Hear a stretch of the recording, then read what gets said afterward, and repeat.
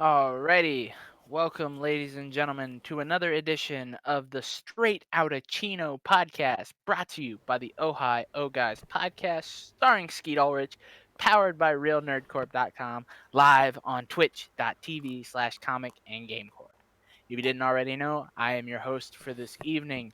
I am the lesser known ugly fourth member of the Blue Man Group and podcast host extraordinaire. My name is Alex Swisher, and joining me, as always, is my trusty co host, Donut Holstein, aka Chad Porto.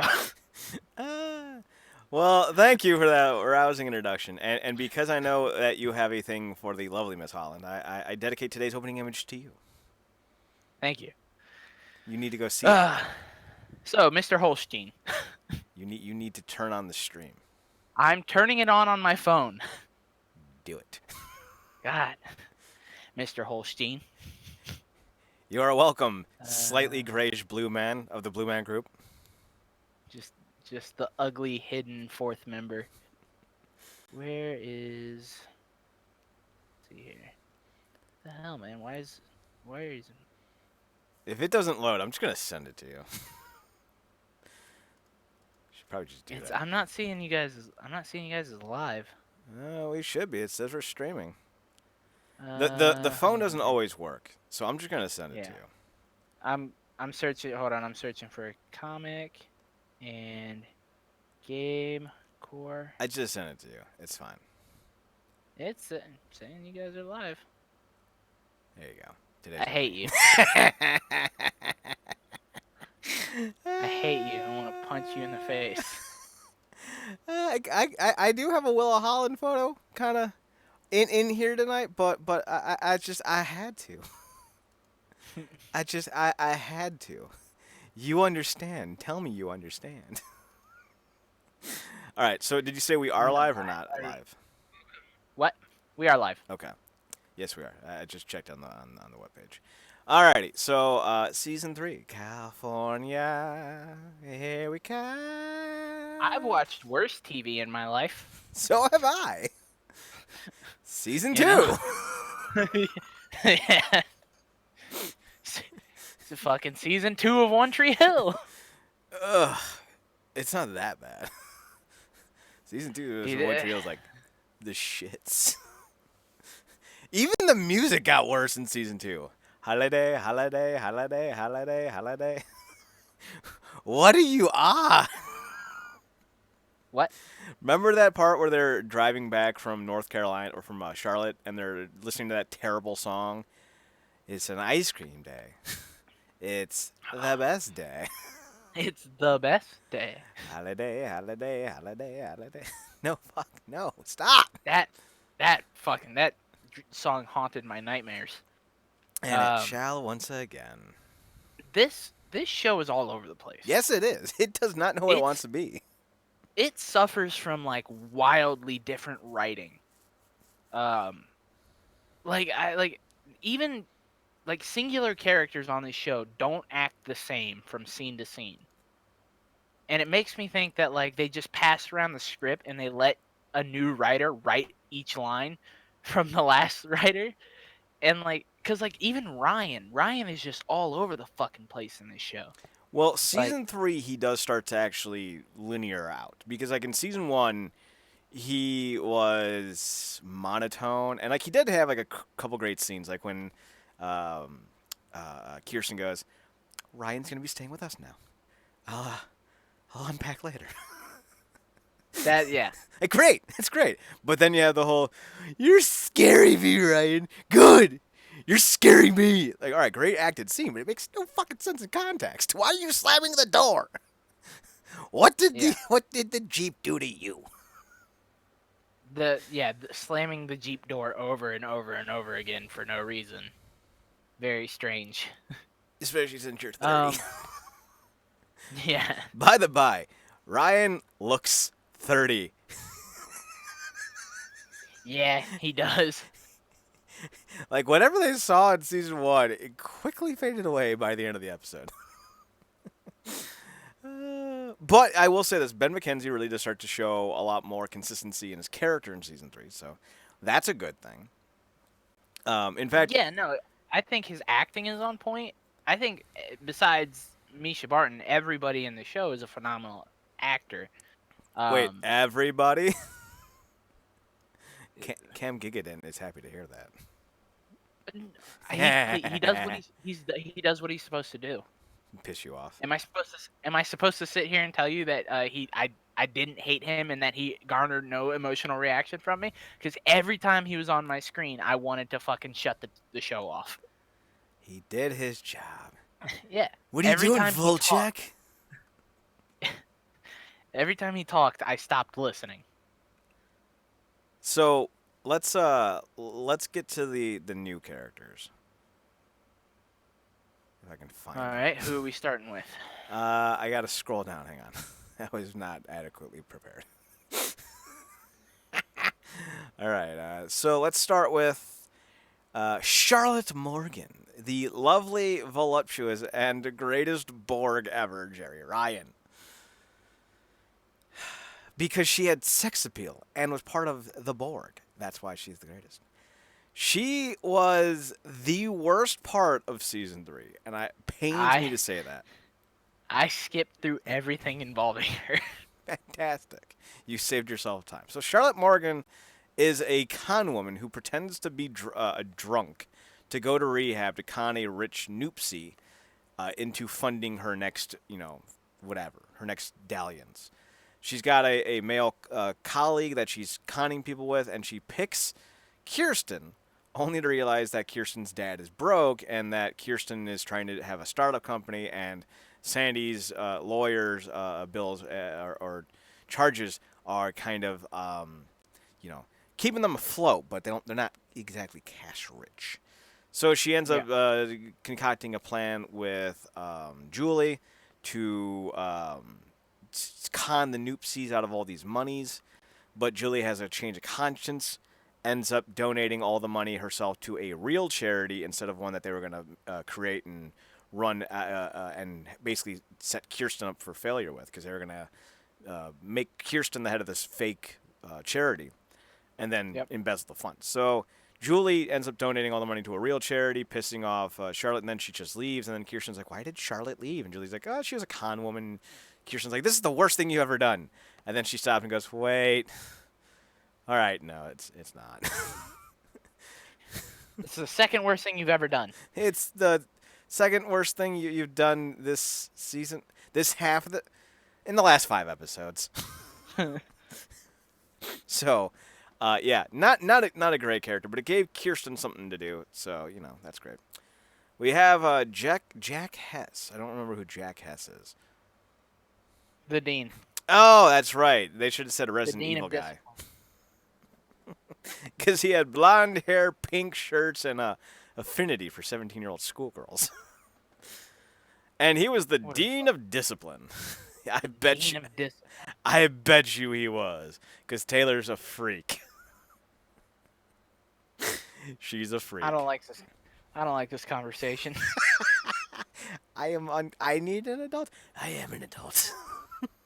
I am an adult. I am an adult. Oh, by the by, I forgot to ask you. What is a skeleton's favorite snack? Bones? No! Why must you fail me so often?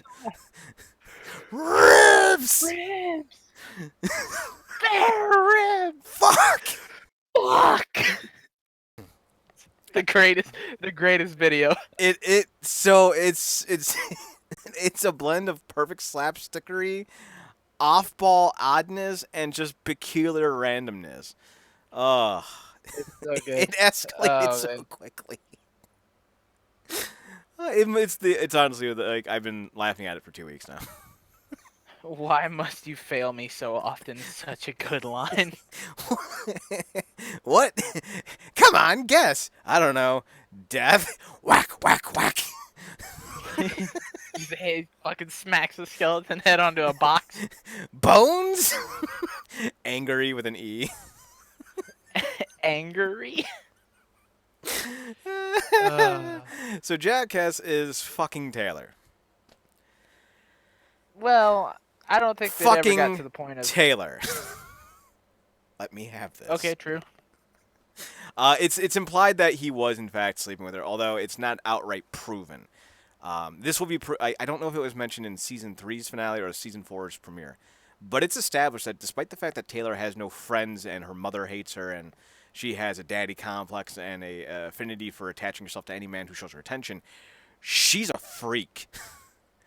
She Dude, outright admits to having a three-way with a Korean celebrity and his cousin. Oh yeah. I mean, she has that line in the episode with the prom. Is that the last episode? Yeah. The second to last episode. What? I think it's the second to last episode.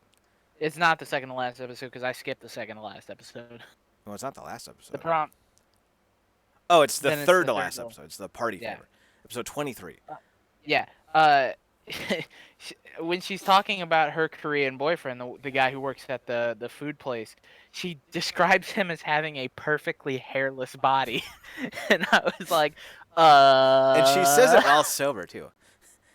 She has the greatest line in this entire show. Go ahead and hit us In with it. season 3. Hold on, I have to find it just so I don't fuck it up. Oh, where's it at? She's so Let's broken. see here. I believe here it is. She says, "Now I'm not a licensed sex therapist, but my father was, and before he ran away." It's perfectly juxtaposed, because it like sets up like, oh, it's like, oh, okay, so she knows a little. So wait, what did she say about her? Before he ran away, he taught me. So we also have Johnny Harper, who's a good dude. Johnny Harper as the first half antagonist is the kind of antagonist you want because he's not exactly a bad guy.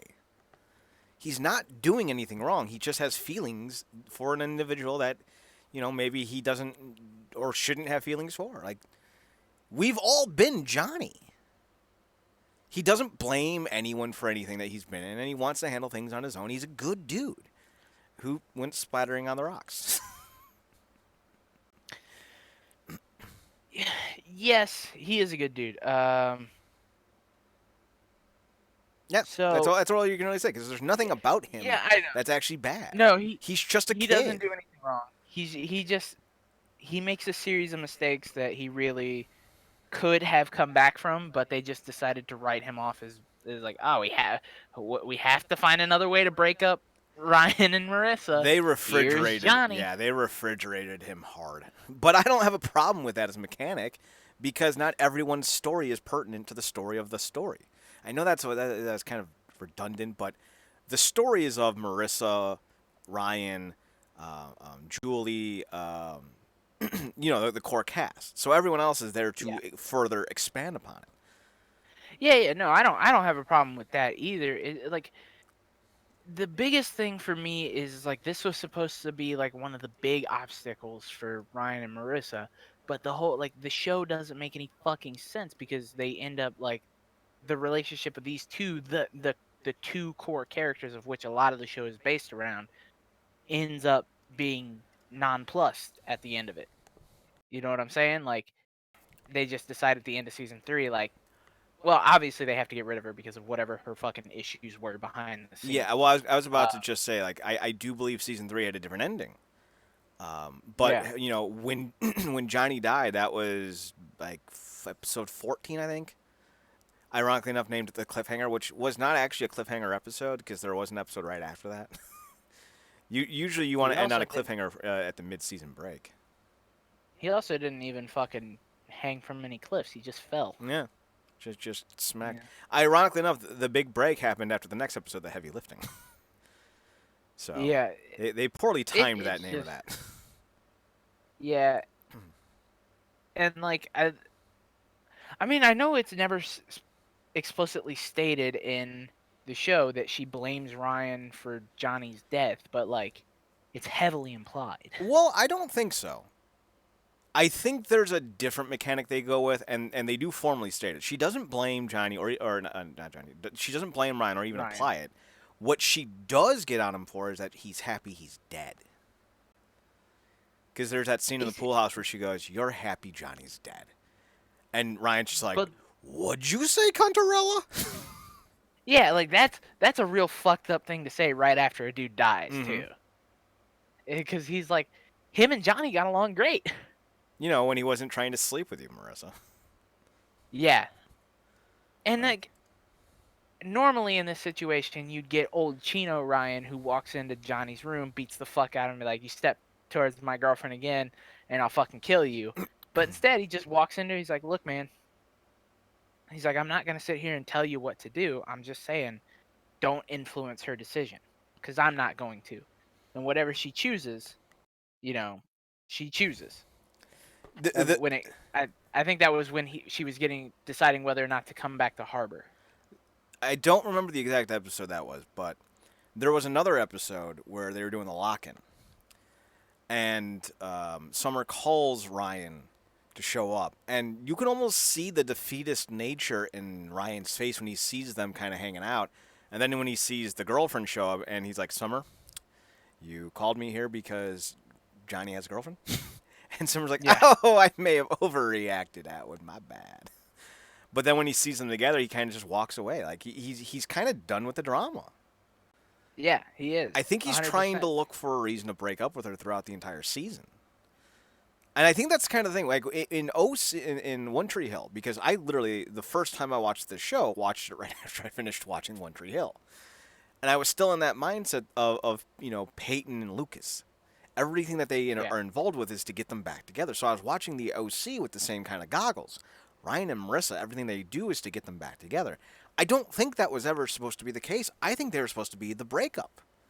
Like, the end of the story was going to be them moving on because they realized that they're not good for one another. And this is created by the guy who made Chuck, or at least one of the people who made Chuck. Chuck's one of the best shows of all time. And they do a lot of these subverting of expectations, not in the Star Wars sense where we use that as an excuse for why it's bad, but in the sense, like, there's always something more to the scene than just what you're getting. And I think that what was going on with Johnny was that he was the catalyst to show Ryan that, yeah, maybe Marissa's a head case. Still think he should have ended up with Anna. Or Teresa. Maybe she's a head case. Have you seen her mother and sister? Her sister's not a head case. She's desperate for attention. Like, everything she does is for attention.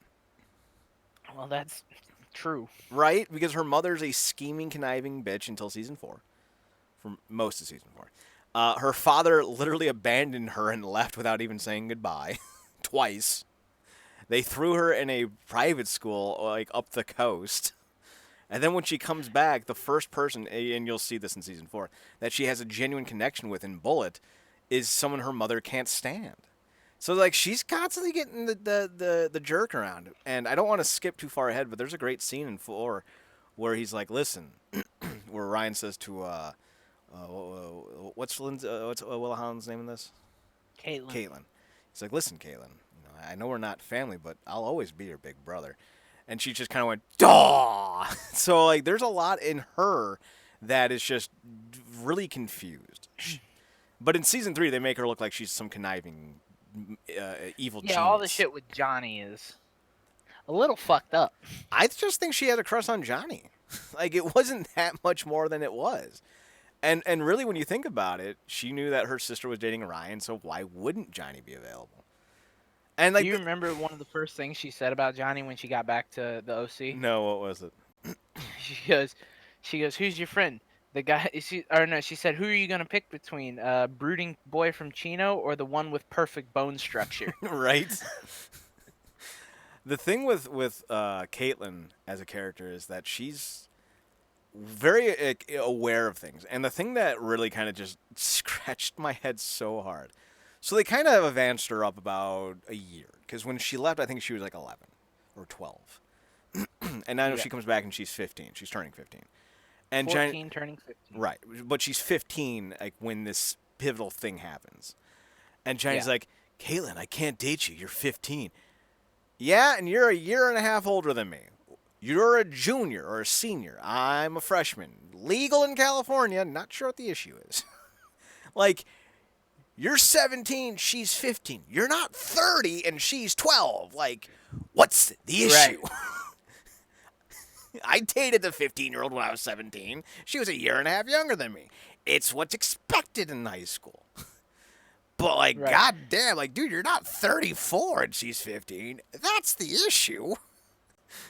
You don't understand. We're 20 months apart. Wait, what? What? We're the same I like the idea. generation, same age group. I like the idea of him talking to Caitlyn like near people, and he's like, look, I'm a year and a half older than you. It's weird. And then Taylor walks by, and she's like, let me tell you about weird. And he's not, and he's not even the oldest I've been with. He's not he was the least ethnic I've been with. Yeah, that dude looks like a Ken doll. Not gonna lie. He he. There's something really off about him It's his in this face. show. Where like he does like this creepy fucking smile. He constantly is dressed up like a fucking like the sweater vest and blazer. It's like dude, you're going for some real like fucking Patrick Bates American Psycho type shit. Yeah, You know? actually, that's a perfect example. So let's move on Yeah. and talk about Dennis Childress, aka Chili. I'm pretty sure this was the What's dude from. there to talk about? Pretty sure this was the dude from No, he wasn't from Fast and the Furious. He's been like the guy Johnny Lewis is basically the same stoner character in like everything he's ever been in. He was half sack in Sons of Anarchy. Okay. He lost a testicle and then died in season 2. That's all you need to Congrats. know. We then had Casey. Johnny's girlfriend? Oh, yep. She's the worst. She fucks Volchek, and then she goes, she's in love with you. He's in love with you anyway, Marissa. So he cheated first, and Marissa's like, listen, I'm the dumbest character on the show, and even that doesn't make sense to me. Yeah. Yeah, wasn't her whole thing for like sleeping with Volchek is that she was just like, you were gonna cheat on me anyways? Well, not cheat on her, but she's like, you're in love with her anyway. So she was just doing it first, essentially. Oh, I mean, two wrongs don't make a right. The lesser of two evils is still evil. Yeah, essentially. Like, even though she wasn't the lesser of two evils in this case, Johnny was, and Johnny didn't do anything wrong. Like, he really didn't. She made an educated guess as to whether or not he had feelings for Marissa, and then to spite her assumption, to get back at him for the assumption that she made without any concrete definitive proof, she went ahead and slept with the guy. Listen, that's a flowery way of saying that it was her breakup that caused him to fall head and over heels with Marissa.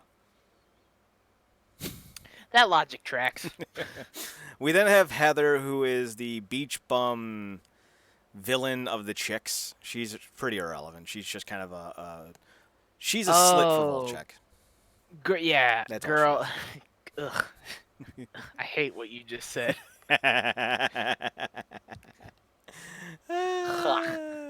Speaking of hate, next up is Matt Ramsey.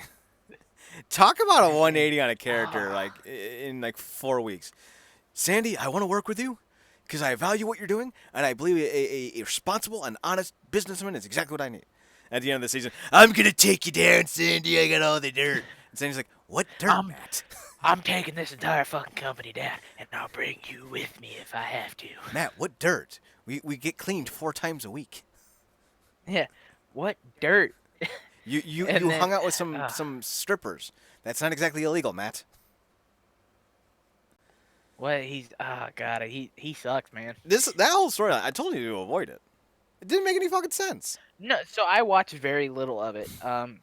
Here's what I know that I watched for sure. He tried to fire people on a Sunday without Sandy's permission. Yep. Because he wanted to spare Sandy his feelings. Right. He wanted to bring Ryan in on an internship, and then Ryan's like second night as an intern with the company took him to a strip club. First night, but yep. But yeah. And then I skipped a whole bunch of shit. Didn't miss anything. and then parking lot meeting with the doctor. Or no, wait. I actually did see grease the palm of the doctor by showing him a good time with a bunch of strippers. There was no greasing of the palm. They just showed him a good time. It was his good friend who's a stripper and a few of our friends at his apartment. Yeah. Literally nothing illegal And besides maybe and prostitution. then midnight parking garage meeting with same business guy, uh, saying that he had some sort of evidence that could fuck him over if he didn't get a whole bunch of money. Sandy crashes it, says he doesn't have any proof. Check his car. He's lying. He's bluffing. They check his car. There's nothing there. And then the guy walks away. He gives him his severance check. Uh, Matt goes away forever. Sandy locks some shady shit into a vault. So we'll talk more about Sandy's involvement in that because it's dumb. But there was one more scene that's relevant. Matt allowed Marissa to spend the night at his place while he was out of town. And Right. Sandy's like, "What are you doing letting her stay her night?" I wasn't even home. What's the issue? He raises a really fucking good point. Right? I mean, Like, I was subletting my unit for a weekend. She was yeah. Airbnb, Sandy. Calm down. Also, Sandy, get off your fucking high horse about Marissa, dude. You haven't cared about this girl in fucking 3 months, and Listen. now all of a sudden you're like, what are you doing in Matt's apartment? Listen. If she's not ODing in Mexico or doing coke on the beach or sleeping with random people just to get back at her mom, she's fine, Sandy. She spent a night in an apartment by herself. Ooh. Coke on a Dude, beach. That's fine. This is where we draw the line. You let her fucking just a season ago, like just a summer ago, you let her run off to fucking where I don't know where they went with fucking or no, like not even a summer ago, 2 summers ago. She ran off to the middle of nowhere with all the boys and Luke and everybody with Oliver, a Right? dude that she's known for 2 weeks. You know, To be fair, he did that with the implication that Oliver's parents were going to be home. right? To be fair, Okay, but still, but then all the other fucking escapades that she gets in, and Sandy's nowhere to be found because it's not his fucking kid. So why right? would he care? And then all of a sudden he cares. I You know, care like now. it's like it literally it walks. He might as well have knocked on the door. She answers, and he goes, "Okay, well it's convenient for me for the plot for me to care about this. So why are you here?" Like that could have just been his line, and I would have been more accepting of that fourth wall break than I was of his just sudden giving a shit of what Marissa's doing with her life. There was a minor moment that needs to be mentioned where they're being investigated because of Matt's antics, and this would be another thing to worry about. Essentially, that was a bulk of why Sandy was upset. And if that was all that he brought up, fine. But he's like, she's a child, Matt. She's 17. But he had to drop that, so whatever. We then have Veronica Townsend. She's the worst mother ever. Oh my Yeah, god. she sucks. She gets the heartache going. Like in the lock-in episode, she's like, I know what you're doing. Making all these people spend Friday night with you so you're not spending it alone. These people aren't your friends. And I'm just like, oh my god. Sweet little baby angel. I'm coming. So, just go ahead and fucking tell me now. She doesn't pull a fucking Victoria, where like she eventually comes around to be like the nice mom. I'm assuming she's just a cunt. Not an the entire nice way mom. through. Not the nice mom. I'll spoil it a bit because it's not that ground shaking. There's a major earthquake at the end of season 4 to set up the finale. And Veronica realizes that her daughter's not there, so she goes to find her. And she's still kind of a bitch to Taylor when she finds her, but the idea was that at least Taylor knows that she cared enough to go looking for her. Not that she changed her personality, but that she does in fact love her daughter, even if she doesn't show it. So her character doesn't change, but you do realize she's not a complete wasteoid. But She's a fucking waste of space in this show. Well, she's supposed to make you feel bad for Taylor, so she does her job. You feel bad enough for Taylor as is. The poor girl is so desperate for attention that she hooks up with the fucking Dean of Discipline. I can be her Dean of Discipline. Shut your fucking mouth. Speaking of discipline. Don't you ever do anything like that on this podcast when your voice is directly in my ear ever again. Give me 20 minutes, because I'm going to do it again. Then we have Cam Gigan's Kevin Volchak, who actually is in quite a bit of the episodes. Same with Matt Ramsey, but they're only credited as guest stars. He's a violent beach bum who got his ass kicked by Ryan on several occasions and keeps looking for that rematch. And then he decides that he's going to change the formula. And instead of trying to fight Ryan with his fists, he's going to just fuck his ex. Because what's the better revenge than fucking a crazy chick who doesn't like you? Wait, that seems like a bad plan. So there's this there's this visual novel that I read a long time ago. It's still one of my favorite visual novels of all time. There's a guy on YouTube who read all the way through it and like put it up on YouTube. And the visual novel is called Katawa Shoujo. Um, which I wouldn't recommend it to you because I don't think you would like it. But it's basically like the whole point of it is like you play this. You're taking on this role of this character who has a heart condition. He gets sent to the school for people with special needs. Um, like and he ends up you can go down these separate paths to date these girls who all have different conditions. One's blind, one is deaf, I've actually one heard of is this. missing. Yeah, one is has amputation of her legs from the knees down. One is severely burned. So the other one's missing, or the final one is missing her arms. And so he's going through this, and he's going down the path of the deaf girl, uh, and her father is just a complete asshole. He's like such a dick all the time. And the only reason I'm mentioning this is because you said I'm not gonna try and fight you with my fists. I'm gonna try and fight you with mental warfare, and I'm gonna fuck your ex girlfriend. He has one of the greatest lines of all time where he's talking about the deaf girl's father, and he says, "You know what? You can be an asshole to me all you want, but I fucked your daughter, and that's the ultimate dick move." Well, my point of reference was that he was fucking a chick who didn't even like him. I know, but I'm just saying the idea of fucking someone to get back at somebody, like Yeah, it but that's applies. not what Volchek did. Volchek fell in love with her, and she rejected him. I'm hardcore making fun of the fact that he fell for a chick who hates him. Well, Like, he had the worst plan ever. I'm gonna fuck this girl who's still in love with you and hates me and resents everything I am. and like that's the crazy thing is like he's like I'm gonna fuck her at first just because I want to fucking get back at Ryan because he punked me out and made me look like a little bitch. Several times. Uh, Also, he fucking referenced American Psycho. Uh, Yeah, when Ryan went when full American Psycho, he's like, "What are you, some kind of American Psycho?" no, it was way later actually in the series. It was the not last, but maybe third to last. Yeah, third to last episode when Ryan confronts him about stealing the money from the prom. Mm.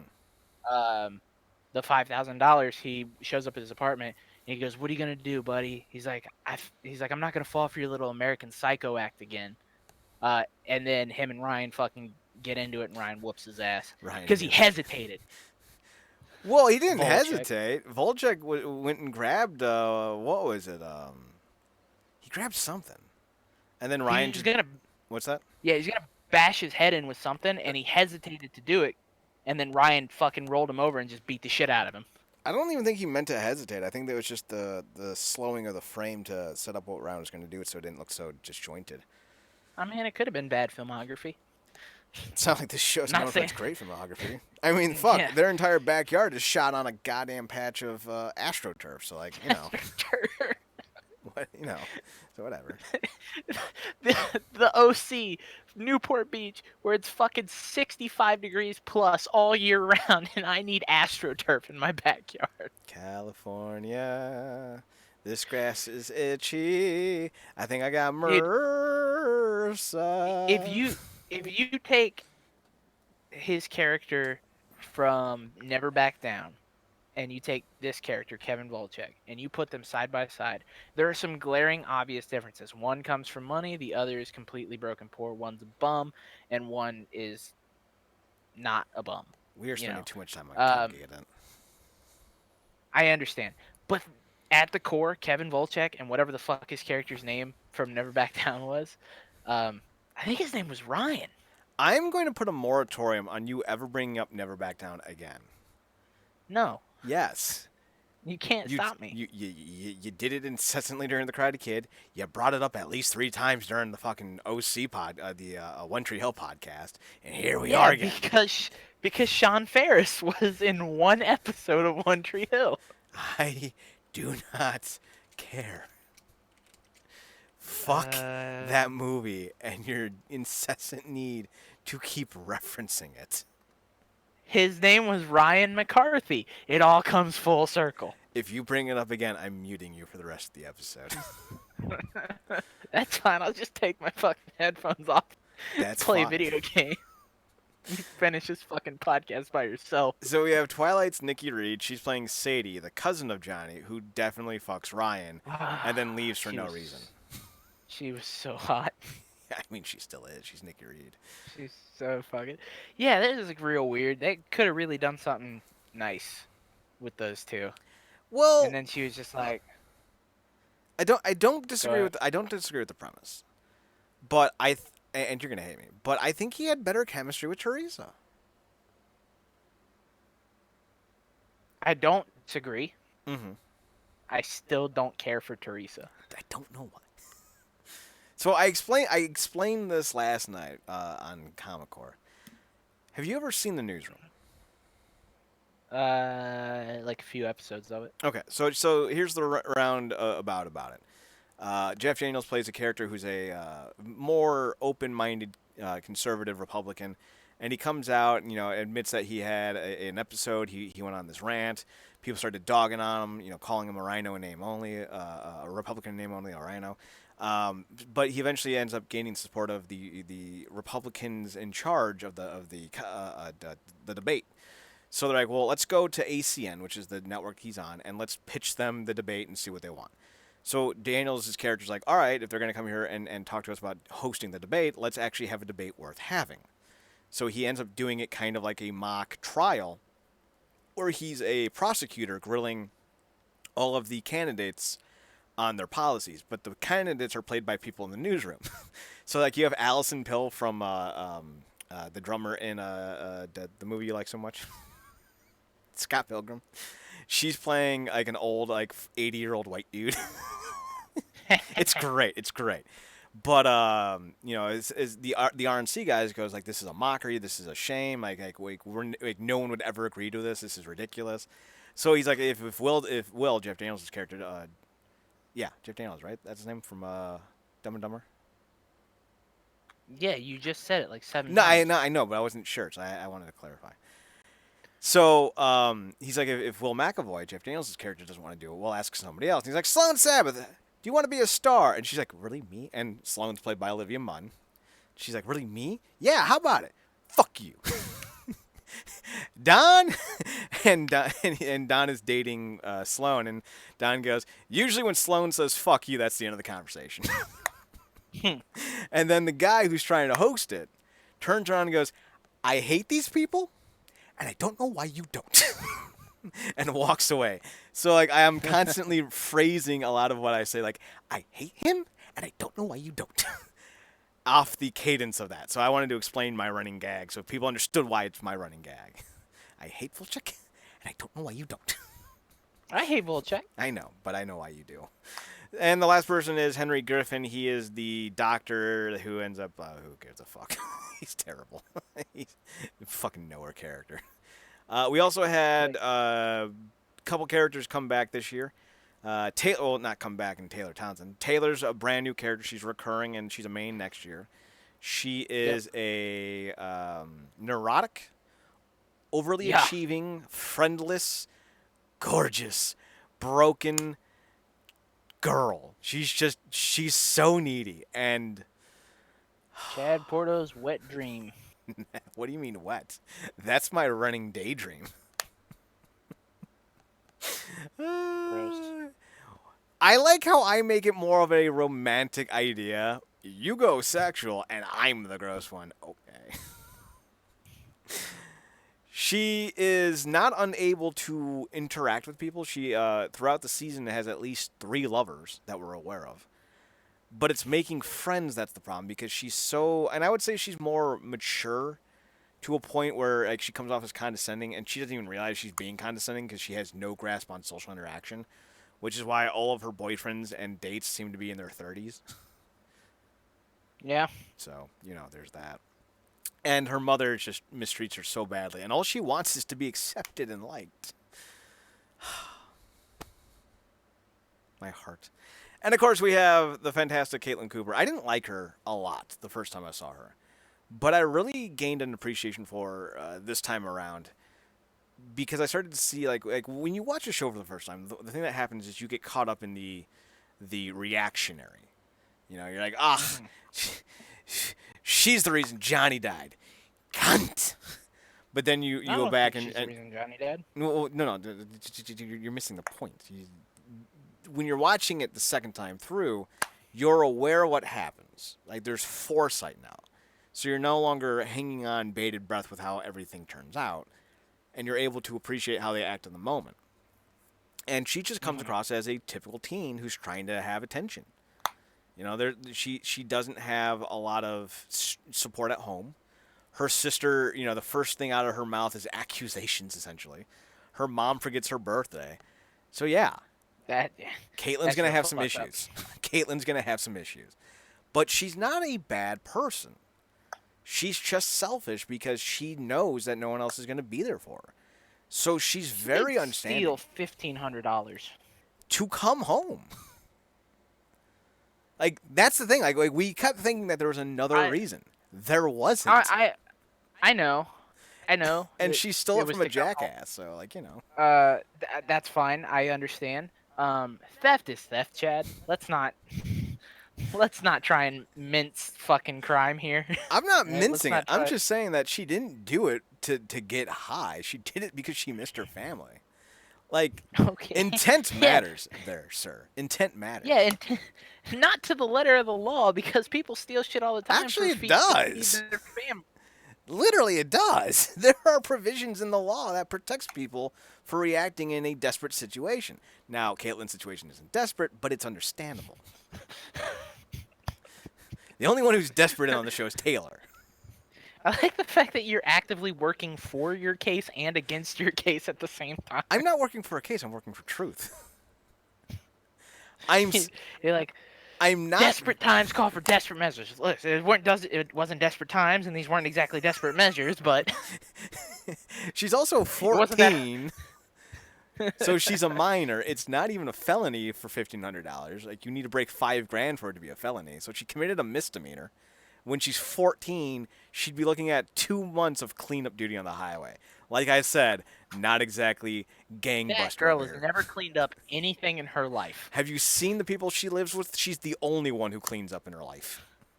No, her maid cleaned up after her. Let's be honest. Not in season 3 and 4. She didn't have a maid. I know, not in season 3 and 4. I'm saying before she got shipped off to boarding school. And she also didn't have a maid in season 3 or prior to season 3 or in season 2 for that matter because she was in boarding school. What? She's not real, Chad. I'm aware of that, quite frankly. Willa Holland is, though. Well, yes, but She's Willa got Holland cute little bunny bird face. Like, her face is a little pointy, but she got a little bunny nose. Like, I don't want to say this insulting. I just want to say this as a way of pointing out she does have a small face. She does. Yeah. And it's not insulting because Tito Ortiz has a 12 head. Dude, Tito Ortiz's face spans the entirety of the universe. No, it doesn't. His forehead does. Tito Ortiz has a tiny face, but his cranium is like a goddamn cone head. Do you hear that? That's the August 1 warning. Oh, no. Oh, no. You're welcome. So, okay, real quickly. Impact's thinking about bringing back former stars such as Monty Brown. This can only mean one thing: August 1 warning. So we're trying not to be as topical, as spot on with our weekly alignments because we want these to exist in an ether for whenever you listen. Mm-hmm. But at the timing of this recording, a fighter by the name of King Muhammad Lawal just retired, and the night he retired. Well, the night he retired, I wrote an article saying he should consider going back to Impact. I watched his last fight. There was a tear in my eye, especially with the way his opponent, after he knocked him out, treated him. He immediately dropped to his knees and did the jiu-jitsu prayer, and then he got down and did the layout prayer. So, like, he was like full on and, like, you know, showing King Mo respect. I like King Mo. And I was like, he should go to Impact Wrestling. 4 days later, he's signed with MLW. I'm like, all right, fine then, fair enough. Did I say I watched the fight? Did I say I watched the fight intently? Did I say that I was paying attention to every little thing in the fight? Because there was one thing I completely missed when I was writing the article. He should go to Impact Wrestling. You want to know what that thing was? Did he announce he was going to MLW? He might as well as, because he had a giant MLW logo on his shorts the entire fight. Didn't even register. I cover pro wrestling and MMA for a living. Didn't even hit home. I mean, it doesn't sound like too far off. I mean, isn't Tom Lawler the MLW champion right now? No, Jacob Fatu is. And Tom Lawler actually is wrapping up. He's leaving MLW at the end of the month. Oh. But I'm hoping Mo and Lawler have one match at least before they leave. Before he leaves. I like Tom Lawler. He's going to be great wherever he goes. Yeah. So, Willa Holland's gorgeous. And she got a tiny little birdie bunny face, and it's adorable. And her character's not terrible, although she is very selfish. But she's, again, only 15, so, again, it's a very typical teenager thing to be. Unlike Lucas, who's blaming everyone for his heart. Mom, my heart. My heart. I forged dangerous and deadly papers to make you think I was fine because I'm a child. I have a tattoo. Brooke put her finger in me. It was bad touch, Mom. Bad touch. And now we know why he dumped Brooke. Where the fuck did that come from? You know Brooke's the kind of chick that's like, so you liked it in the butt. Who cares? We got a little kinky. What was that from? Oh, that was a line from something. What was it? You're asking the wrong person, man. I got the memory of a goldfish. Some chick was like, she had just slept with a guy. And she's like, so we tried a finger and you liked it. Not a big deal. But I'm trying to remember what it was from. I want to say it was from Scrubs, but that's not right. Although it was definitely a blonde. It was definitely a blonde. I'm going to have to look this up. I don't know, man. Although I still want to know what the hell freaked out Elliot. Don't we all? Right? Like, was it a gimp? Did he have like a chained up slave in his room? We know that it's not about pregnation. No, that's not it. Pregnancy fetishes, because she was all into that. Oh, I'm so mad that you just reminded me of that. Poor Keith. I'm going to go get a body condom. What, Keith? No, it wasn't a body condom. You said, I'm going to go get a third condom. That's what it is. And did you know, I looked this up after that episode.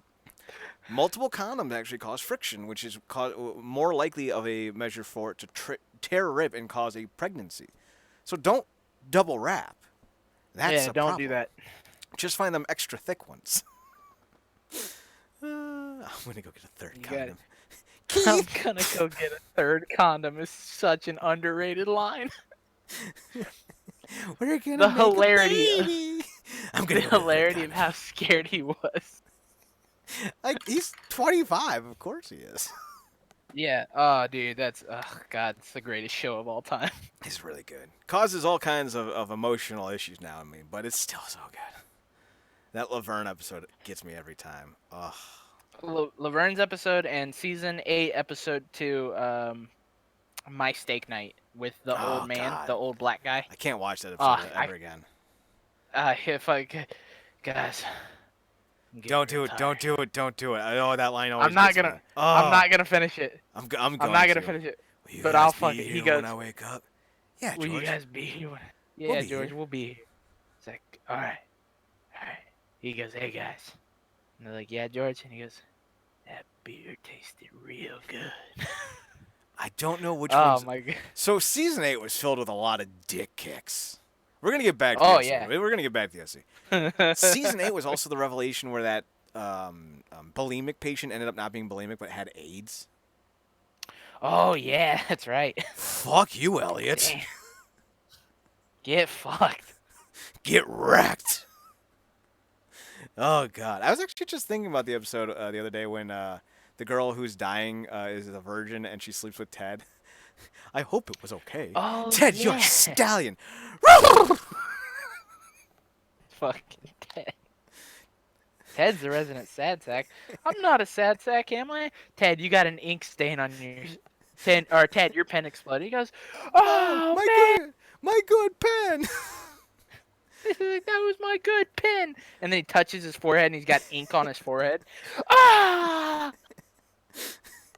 The best Ted line to this day is still, Ted, why do you have a gun and a button in your briefcase? One's for when I get sad. The other's for when I get really sad. Really sad. Suicide's not We funny, found but it damn sure is with goddamn Christopher Lloyd's nephew. another really great Ted line was, Ted, we found you throwing rocks at old couples in the park. Why should they get to be happy? Her name was Nina, by the way. It just hit me. Yes, Ready yes. when you are, Nina? Nina was the lawyer. The Ready best. when you are, Nina. The best is season 8, I think, when Teddy leaves, and Christy Mi Kucher or what her name is. She's like, "Don't you want to say?" Kate McCucci. Yeah, Kate McCucci. She's like, "Don't you want to say goodbye to everyone?" And Teddy looks at her and goes, "Nah," Nah. and just walks away. So season 3 of One Tree of OC. God damn it.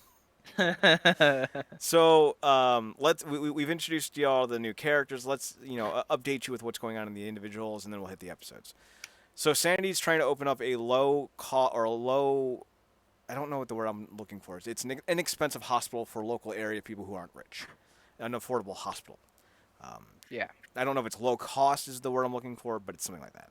And he deals with Matt and the zoning board, and they're like, "Sandy, you're gonna go to jail because of Matt." And Sandy's like, "I haven't done anything wrong." And then the end of the episode, the end of the season comes, and he's like, "Sandy, did you do anything wrong?" "I have not, and here's all the papers from Matt to prove that I haven't done anything wrong." "Oh, so this entire storyline served no purpose except for the fact that to give you something to do?" "Yeah, because we're not gonna build a Give hospital." you something to do and to cause unnecessary problems between you and Kirsten. Well, yes, we're getting there. So Sandy's trying to build a hospital to save the kids. Kirsten's like, "You're not spending enough time with me." And Sandy's like, "Huh, I remember having this conversation with you 2 years ago. You told me I was being overly dramatic." But the thing is, Sandy's not distant. Kirsten's just afraid that he's not the same man that she fell in love with. Except he is. This isn't the man I fell in love with. Except he is, and she's just overreacting. Because we need things for Kirsten to do in Season 3.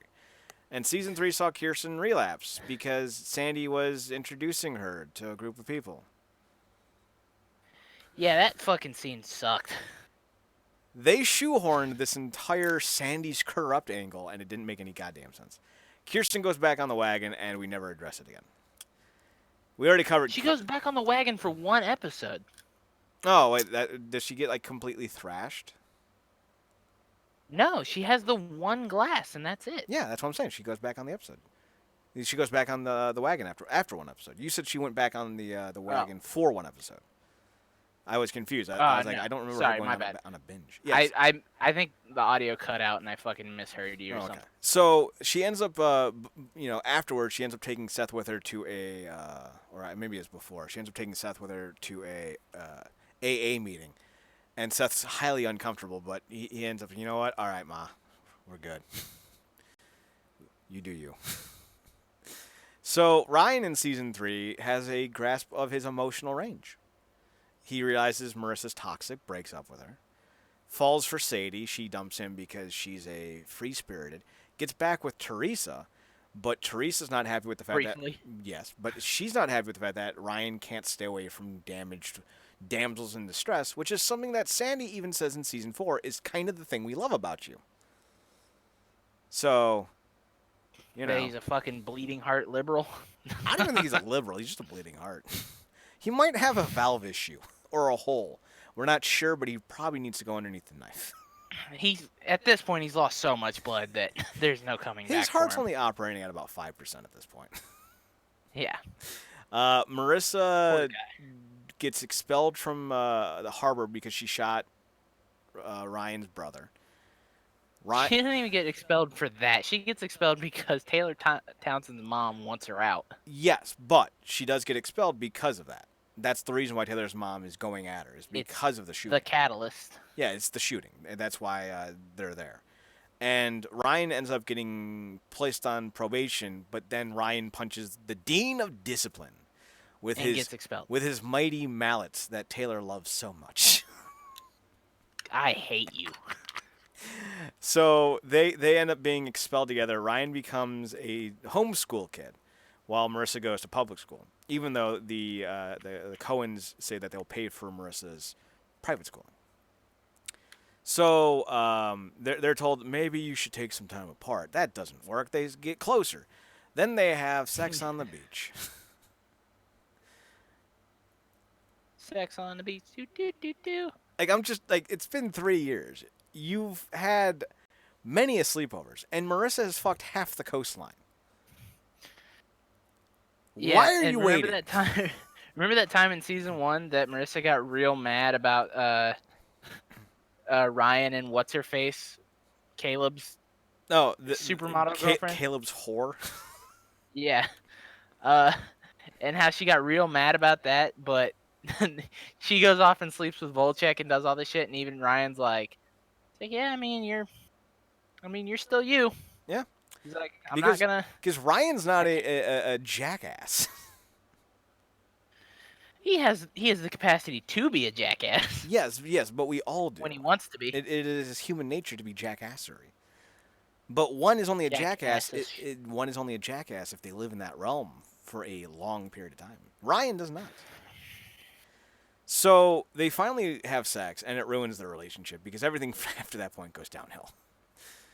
You're not wrong. Nope. This was a great Damn. this was a great pro celibacy show. Nothing good happens when any characters have sex on this show. Nope. Well, except for I mean, Taylor. Yeah, but she herself is an anti-sex ad. Or is she? Yeah, she is. Your child could end up like this. Yeah, but she fucked a Korean pop star. And where did that get her? Everywhere. She was ecstatic about it. She was ecstatic about it, sure. And then she went to France, but we'll get into that next week. So, Marissa and Ryan fall apart. Litany of issues. And I'm thinking about it. Ryan's only slept with 2 people this entire series, up until season 3. Teresa and Marissa. Yeah, that's it. He never slept with Caleb's daughter. True. Or his unknown one. Oh, joke about Kirsten. No, I'm kidding. Yeah, it's only implied that while he had a lot of fun times with girls, Teresa's the only one he's been intimate with before Marissa in season 3. This is true. Mm-hmm. And we're not even entirely sure if Ryan slept with Teresa prior to the events of season 1. That may have been his first time. You could be right. Because all the times that it's implied that Ryan was a good time guy with all the girls back in Chino, we've long suspected that he'd been sleeping with Marissa as well. But he said eventually, it was actually in season 4. I'm not going to tell you who he hooks up with, but when he's hooking up with this chick, she wants to make sure that it's special their first time. So when they finally get together, like near the end of the season, to do stuff, and she's like, I still want to wait, and he goes, everything but, and she smiled and goes, everything but, and then they hop into bed together. So it's definitely implied that a lot of the things Ryan may express, an experience in may just be the everything but. So. Ryan Atwood is chaste and saintly. Okay. Marissa, Ryan ends up hooking up with Sadie, so there goes the chaste and saintly. And then he hooks up with Teresa again. So, he's really trying to find his way back into the OC's elite by going through every other person he can. This is not working. Marissa, on the other hand, goes the exact opposite and starts looking for the Ryan substitute. And who's better than fucking Beach Chino wannabe? Cam Gigadent. Fuckface McGillicuddy, as I like to call him. We're not going to insult Joe Henning's maternal Oh grandparents. yeah, I'm sorry. I'm sorry. I don't mean to insult the name of the rise of the the beginning of the genesis of the start of McGillicuddy. Of of McGillicuddy, McGillicuddy. the greatest promo of all time. So You're Marissa, looking at the start of the rise of the beginning of the genesis. so Marissa breaks up with Ryan midway through the season, right after Yep. Johnny's death, and she starts doing coke, skipping school, sleeping with Volchek, and like you know it's a phase, and everyone's saying it's just a phase, and then she realizes it's just a phase. But then she has this blow up with Volchek about the Sound of Music of all things. Call back to earlier in the season. And she goes to pick up stuff when he's passed out and sees that Volchek was watching the Sound of Music. So she goes, I care now. I care about him. And that lasted for a whole episode. And then she was back to hating Volchek. So she had a rough season 3. Yeah, well, I mean, then she caught Volchek cheating on her. Yeah, but I could give a fuck. Yeah, I could give a fuck less too, Chad. I really don't give a damn about either of these characters. The only thing that sucks about the finale of this episode is that Volchek didn't die too. That's funny. Goddamn. So what was God damn. Goddamn. What was the name of that chick from season 2 that was fucking Ryan's brother? Do you remember? Jess, Was it Jess? the blonde. Yeah. Yeah. Who calls on Ryan's help in season 3? Wasn't that the reason why Teresa got like fed up with him? I don't know, man. You have to remember, I didn't watch all of season 2. No, I mean in season 3. No. What was the catalyst for Teresa going, oh, I think it was the shit with Volchek. Never mind. It was the shit with Volchek. Because She had just gotten done he couldn't praising. leave. Yeah, she just got done Yeah. praising the fact that Ryan walked away from Volchek, and she was proud of him. And then he went and got into a fight with Volchek the very next day. Volchek. That's Yeah. what I said. And Teresa was like, oh, you're still just the same Ryan. And Ryan's like, he tried to kill me. Oh, you're gone. Never mind. And just kind of sad. They're like, ugh. Pretty much. Excuse me. So Jess makes a cameo as well. She's in like she's in like a episode. Yeah, a singular episode, and she tries to convince Ryan to sleep with her. Oh, it was with Sadie. That's who he was. Yeah, he fucks it up with Sadie with her. No, he doesn't. Well, not really, No, but Sadie was the girl in the picture when that was happening. Yeah. Because they don't. Man, they Sadie don't, was real understanding. She was. Sadie only ends up leaving because she realizes that he's going off to Berkeley and she doesn't want to be essentially an albatross around Ryan's neck while he's trying to get going in college. So. Yeah, that seemed a little pigeonholed there at the end. Like they're like, I guess we got to get rid of Sadie because Ryan can't be happy. Well, it was more about getting back to Teresa. Yeah, but that went nowhere too. I know. He's happy in season 4 for most of it. Kind of. Yeah, I mean, actually, God damn. do you want to know who he gets with in season 4? Taylor? Yes. I'm not gonna lie. I was when I was trying to read through season 2 for last week because I knew that I fucked up and didn't watch all of it. I kind of skipped ahead a little bit and saw a lot of Ryan and Taylor mentioned in the same sentence. I didn't know that they got together. That what I just did was an educated guess. The best part is that the entire time it's like Ryan doesn't want to be with Taylor, but Taylor's unrelenting. And then finally Ryan goes, oh, God damn it, I want to be with Taylor Townsend. And Seth's like, whoa, what a revelation. dude, I hope to God he says that verbatim because that I can picture Adam Brody saying that, and I can guarantee it'd be the funniest fucking thing. It was. I think what he says is, "Huh, Taylor Townsend. Who'd have thought?" It was something like it was him very surprised. But the thing is, Dude, like, he's Seth is so aware. good. Like, he's like, Ryan, you like Taylor Townsend. Ryan's like, no, I don't. She just won't leave me alone, Seth. And then when That's like then when Ryan I admits it, love Seth's it. like, huh, Taylor Townsend.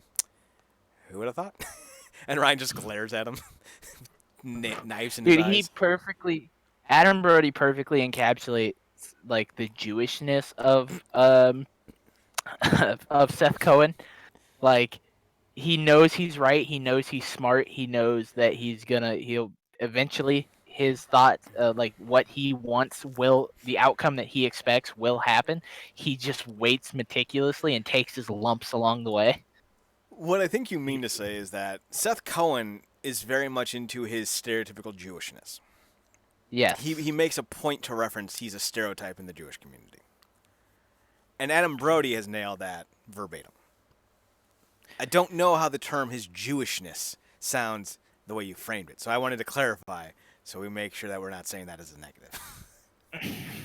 Oh, so what I meant to say was fuck off. No.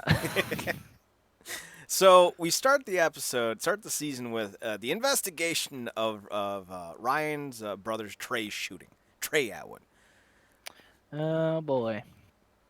Marissa's mother, right off the bat, throws Ryan under the bus. Ryan did it. And Marissa's like, no, I did. Ryan did it, Trey. Here's a whole bunch of fucking money. Say Ryan did it, and then Trey says Ryan did it. Takes the money and goes, nope, Marissa did it. Bye! Gets on a Greyhound bus. I love that you did the bye. Because it's so true. So after, like, literally the entire episode is just like the Coens like everything's gonna be fine. Marissa's like, I shot him and it was in self-defense, and the police are like, we don't believe you. You're a girl. You're a girl. You're a girl. Guns have cooties. And she's like, do you want to know how many dicks I've sucked? She's like, look, I've been up and down the entire water polo team at this point. I've had more sex in Mexico than you've had in your whole marriage, and I I've flew been out there to Portland once. last week to fuck Luke again. I've been there once, by the way. So eventually, they realized that it wasn't Ryan. Marissa did it. They dropped all charges, and they're like, yeah. But Summer says something that's really heartbreaking. She's like, I just wanted our last summer to be about us being kids still, one last time. Yeah. That's not the exact quote, but that was the heartfelt message. Like, she just wanted one last summer with her friends. This is our senior year. This is supposed to be the greatest year of our lives. Mm-hmm. And it starts with an investigation. So that excuse me, something is in my throat. So the stuff with Sandy and Kirsten is really irrelevant. It's again Very more irrelevant. drama like we got in season 2. Only this time it's Sandy that's the distant one. Ooh, who cares? So we're gonna skip that because that stuff is terrible. That's fine by me. So we go into episode 2, and I believe this is where the stuff with the school starts to happen. And Marissa and Ryan are put on instant probation to be held, basically not on trial, but to have a tribunal judge whether or not they should be allowed back into school. Yeah. Marissa's expelled, and Ryan is put on probation and like something else. But everything's fine, whatever. Taylor ends up getting introduced in this episode, and this is the shape of things to come. And Summer tries to combat her and actually ends up putting together her own great kickoff carnival, which I told you is a thing that happens in the first 3 seasons regularly. Won't be mentioned again in season 4? Nope, because we're no longer in high school. Oh, that's right, yeah. So they do the kickoff carnival. Summer's a hit. Taylor sets up Summer hardcore, though, because she big bitch. Ryan invites Marissa with him because he's like, all right, you're expelled, but you can still go to these things. The Dean of Discipline grabs Marissa by the shoulder, and Taylor's instantly going, ooh, new idea. I fuck the dean. No, she's thinking of a new roleplay idea. Well, like the thing is like it really does like make zero sense because they weren't on school grounds. It's a school sponsored function, but it's not on school grounds and it's not exclusive to students. Yes, you're right, but no, you're wrong. Because of the fact that it's a school-sponsored event, they do have the right to refrain from allowing people on or in their area for the event that they would deem disruptive. Right. But However, considering the fact that he's not campus security, he has no right to put his hands on a exactly, minor. yeah, he does not have any physical authority, and because Marissa was not doing anything illegal, he did not have the right to restrain her. If Marissa was trying to stab a bitch, he would have every right to restrain her. But Marissa Yeah. was literally getting off of a ride. She was literally like, "I'm leaving. Like, just like let me go." And then he's like, "I'm taking you by the arm." She finished her ride, got off of it, then her ride and her got off the Ferris wheel because get it, she was fucking Atwood on the Ferris wheel. Anyway. So yeah, he yanks her and Ryan's like, "Get your hands off of her," and then he decks the dean and he's like, "Oh, I like that," and you're like, "Whoa." He literally goes like fucking like action, like cheesy action hero movie. He's like, "You just made my day." And not even And I'm hero, villain. Like this is that line. Like this is what like it's like it happens in every movie. Like the good guy's like the bad guy's the bad guy, and the bad guy's like no, I'm the good guy. Like this is what happened with what's his face from season 1, the crazy stalker guy. What's the help me out here? Oliver. Oliver. This is literally what happened with Oliver. He punches Oliver, and Oliver's like, yeah, he's crying, and everyone jumps on Ryan, and then when everyone's looking away, Oliver smiles, and goes, "Ha, my plan worked." That's what the dean did. God, like Dean Dick, man. I hate that trope. I hate that trope so much. It works. Of like nobody knows that the bad guy's the bad guy except for the protagonist, and then they reveal themselves and like, we're sorry, we didn't believe you. It's because it works. I know it works, but it sucks. So Ryan gets expelled as well, but that's not announced until this 3rd episode. Jimmy is back in town, and in episode 1, he seems like a good father. Hey, Julie, maybe we shouldn't be throwing Ryan under the bus because, he didn't do it. Julie's like, no, we're going to do it because we have to remember that I'm still the giant cunt of the OC. Okay, fair enough, honey. Then I'm big bitch in charge. Basically. Then in episode 2, he's like, maybe we should get married. She's like, that's a great idea. Oh, but Jimmy has money issues again. Good job, Jimmy. Poor Jimmy. She deserves so much. Tate Donovan deserves so much better. So he ends up leaving, I want to say, in the 4th episode. Yeah, it's like super soon. Yeah, he's only a guest star. And when he leaves, he's like jacked up because the guys beat the shit out of him. He gets his ass handed to him. Yep. And Marissa finds him, and he goes, Marissa, I have to leave again.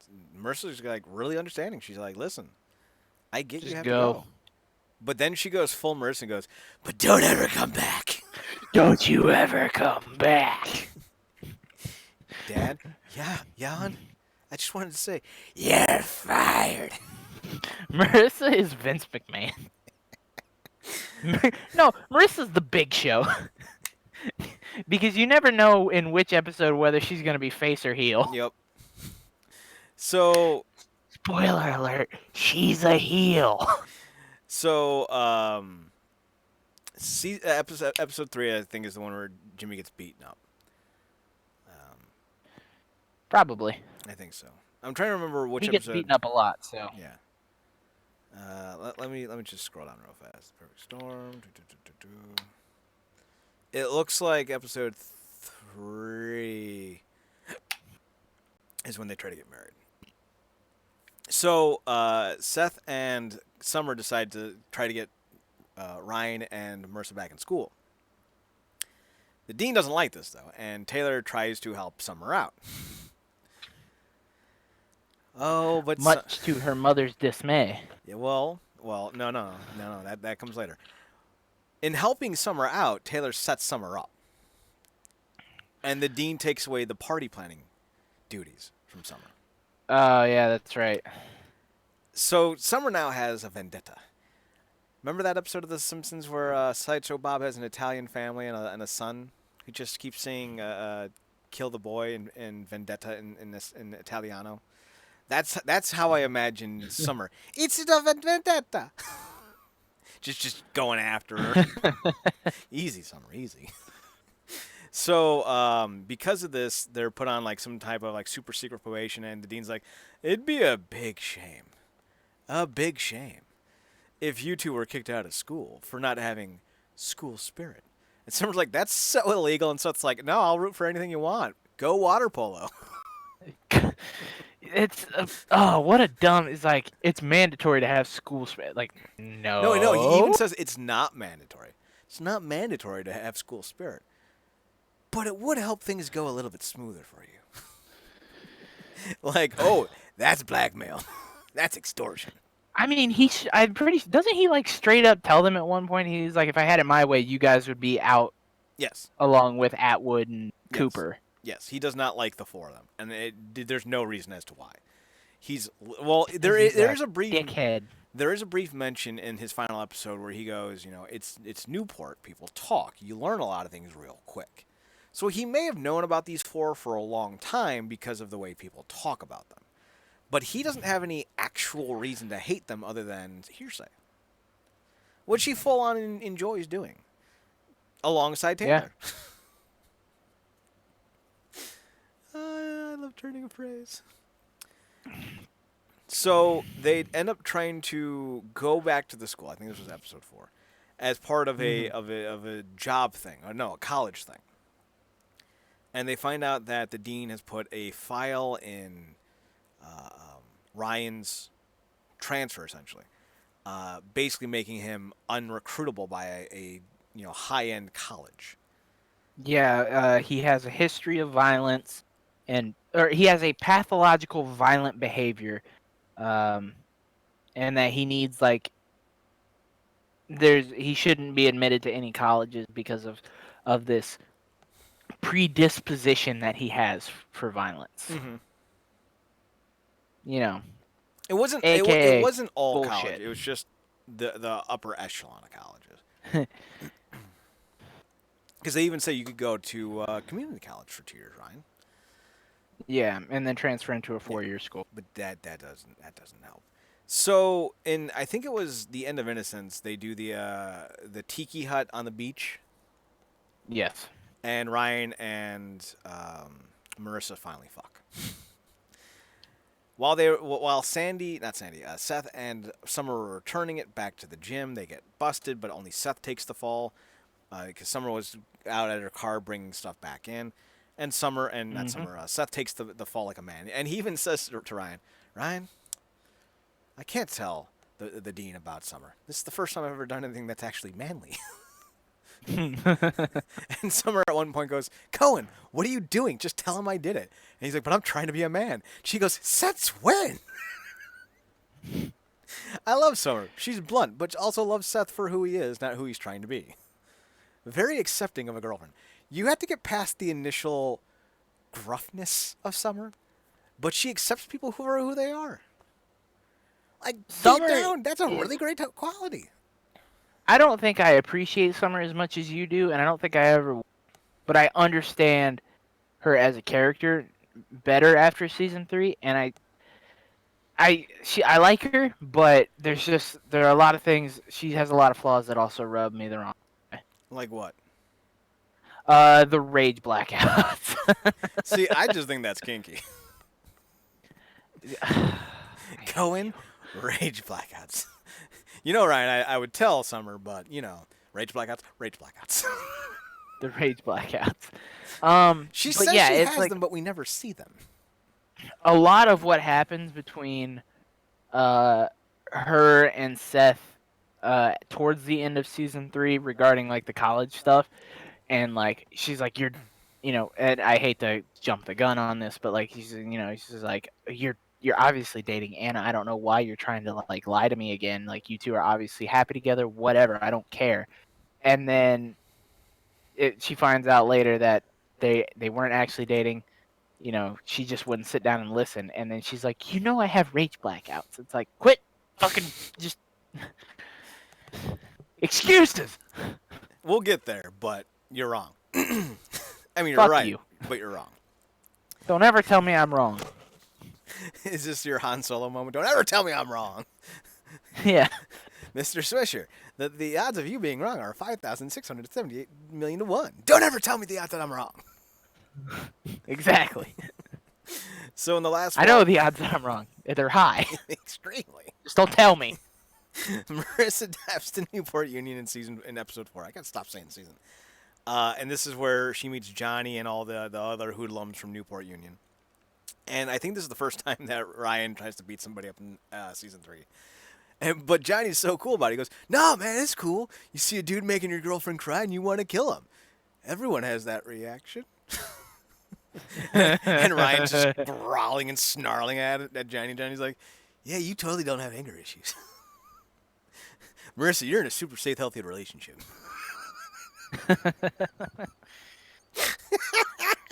She's not. No, she's not. It's mostly her fault. Ryan's fault. Yeah, I was gonna say it's mostly her fault. Though. He will soon find out, Johnny. The title of episode 4 when we talk about season 4 should just be "Somehow It's Still Marissa's Fault." It's actually not. It's actually not. Season 4 is the best 4. So, we move on to episode 5, The Perfect Storm. It says here, Sandy, Seth, and Summer find a way to blackmail Dean Hess, letting Ryan back into harbor. Meanwhile, Charlotte makes Julie an offer she can't refuse.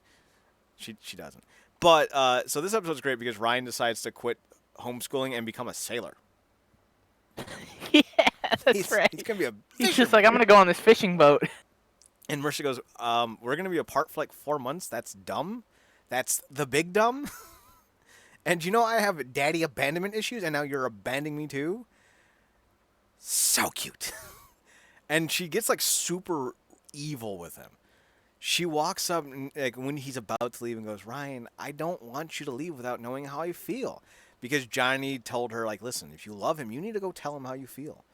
And you think she's going to go there and she's going to have this grand sweeping exchange with him. "I love you. I don't care how far you go or how much like fish you smell. Or crab or tuna too. But I'll be here for you when you get back, my sailor." Instead she goes, "You're pathetic. No one loves you. This is why your family hates you." And leaves. And Ryan goes, "Didn't see that coming." She just straight up like fucking like shits all over Yeah, him. She's like, you make the stupidest decisions. I hate you. You suck. You're and a he's coward. Just like, this is the cowardly move. You're just like, oh yeah. Dad. She straight up just calls him a coward. And Ryan's like, "I'm just trying to make a future for myself. Fuck." Yeah. She's like, "This is what a coward would do, and you're pathetic." Like, I'm pretty sure those are like verbatim her words. And he's like, "I guess I'm staying." And it's like, what? The funniest part is, like, as this is happening, I imagine Johnny sitting on the beach, watching the waves come and going, "I helped Ryan and Marissa get back together today. This is a good day." He's like, Johnny's sitting there like, "We did a good thing today." He looks at his surfboard. "Bored, we did a good thing today." Yeah, he just talked to his surfboard. Johnny Harper absolutely talked to his surfboard. All the while, Ryan is sitting there in fish guts crying, "Why are you so cruel to me, Marissa?" Johnny's just going, "I bet Ryan's really happy right now." I bet Ryan's really happy, right? They're on the same stretch of beach. They're right behind Johnny, and he's too oblivious to turn around. They're just arguing right behind him. She's like, you're pathetic and I hate you." He's like, "You're a manipulative bitch." He's like, "I hate you too." And he's just like, "Love wins the day, Board. Love wins the day." Love wins the day, Board. And he taps it. Love wins the day. "Do you want to go swimming?" "Do I?" Grabs the board and runs in. Whee! This show would be so much better if we just did like Mystery Science Theater. This show would be so much better if you and I wrote it. Well, no, what are you talking about? That. If we just did MST3K dubbing over it. Yeah. Do our own abridged version. So Ryan stays because Sandy gets told that the dean is fucking Taylor. They don't have any actual evidence, but Sandy bluffs his way through it. Sandy bluffs hard. He's like... Poker face Sandy Cohen wins again. He's like, "You know, Dean, some of your students are a little little curious about your extracurriculars with a Taylor Townsend. They caught you canoodling with her underneath the banner at the dance. And he's like, well, what am I supposed to do? She's a young girl who comes on and nothing happened. And then he opens his phone and goes, these photos don't look like nothing. Ooh, I didn't know her leg could go so high. And the dean just goes, Like starts doing, like, pulling at the collar. Hey,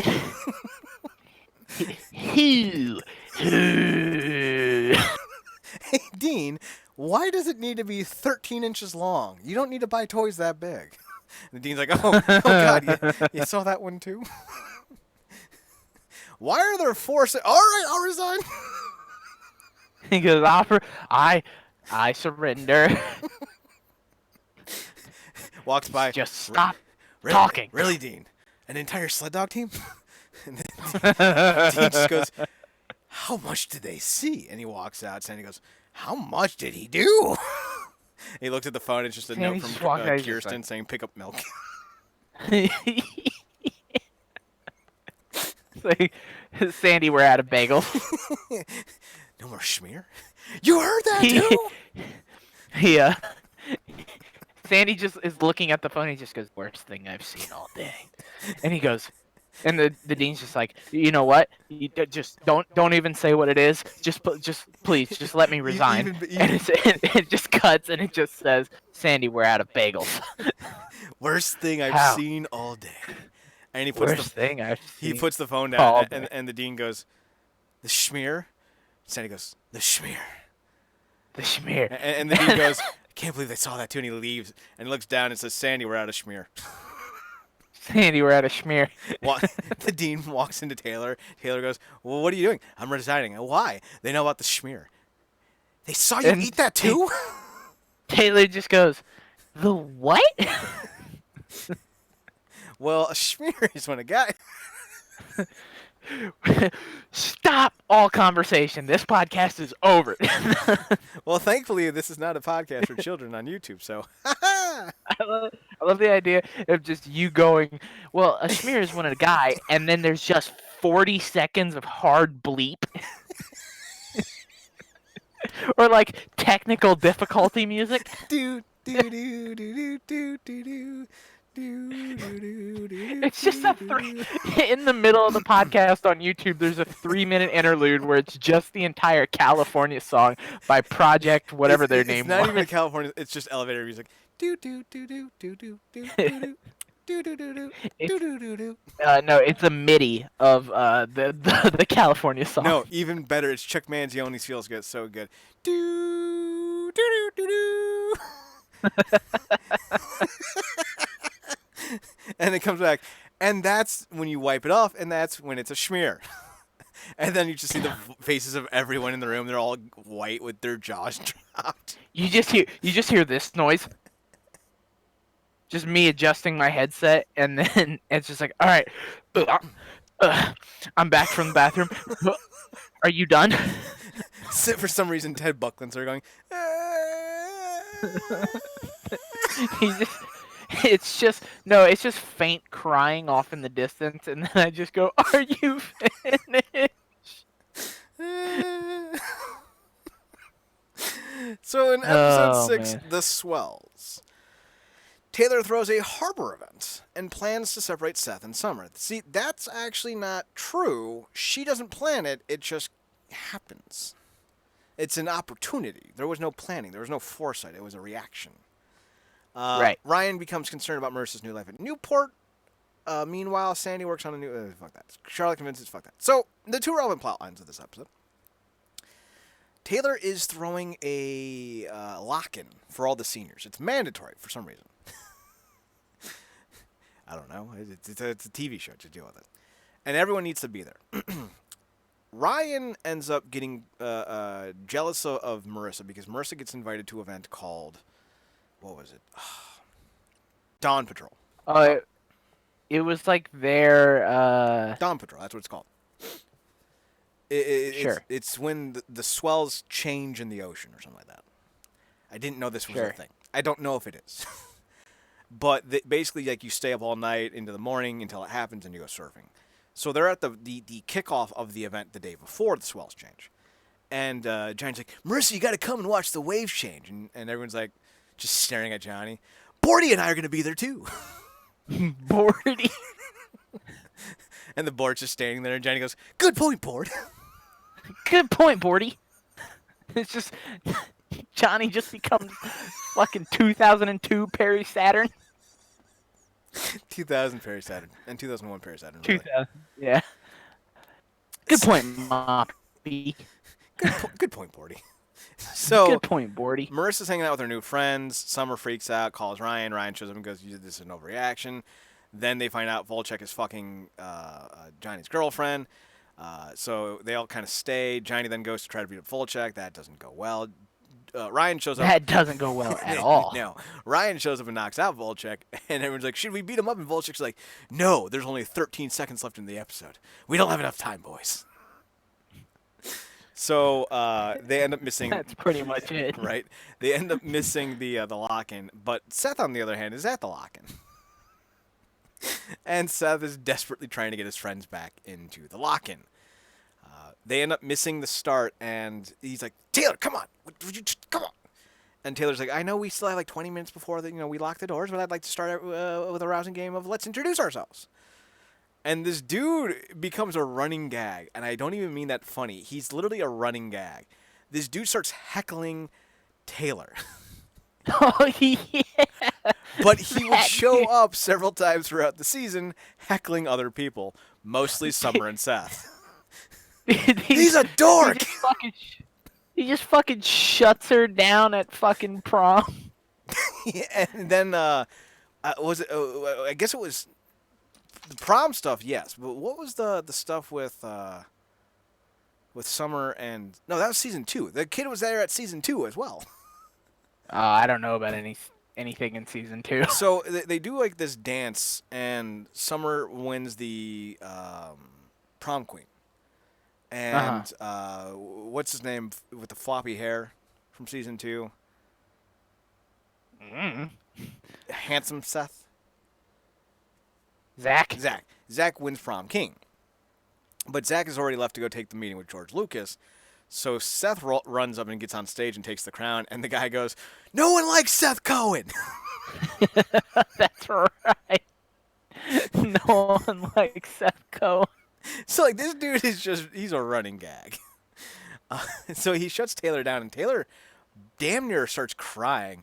And then Seth goes, all right, we're going to do what we did at Take Liddy, whatever it's called. You guys on my right, it's one team. You guys on my left. The other team, capture the flag. I got to warn you, I'm pretty damn good. No one likes you, Cohen. And we're off. So he ends up saving the day, and Summer thanks him by sitting down next to him while he's eating pizza and going, all right, listen, you did a big favor for me. So when Ryan and Marissa and Summer get here, I'm going to let them in.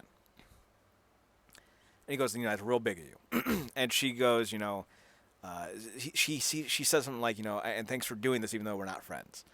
And Seth, being nice, goes, Taylor, I wouldn't say we're not friends. We're friends. And Taylor's like, you like me? And then she dashes to the door when she hears Summer, and she's like, sorry, no habla inglés. And Summer's like, I suffer from rage blackouts, Taylor. So they end up spending, not literally spending the night together, but Taylor and Seth end up stuck together all night, and Taylor imprints on him like a baby duckling. To the point where she's falling around him all the time. So that's how The Swells ends. And The Swells might be my favorite episode of the season. What about you? Did you like The Swells? I think it was a good episode. It's that's really all I terrible. have for you. So episode 7 is anger management. Marissa is determined to get Volchek to stay away from Ryan. And she does this by giving Volchek a watch that her father gave to her. Oh, her mother. It's worth like $5,000. Yeah, her mother gave it to her.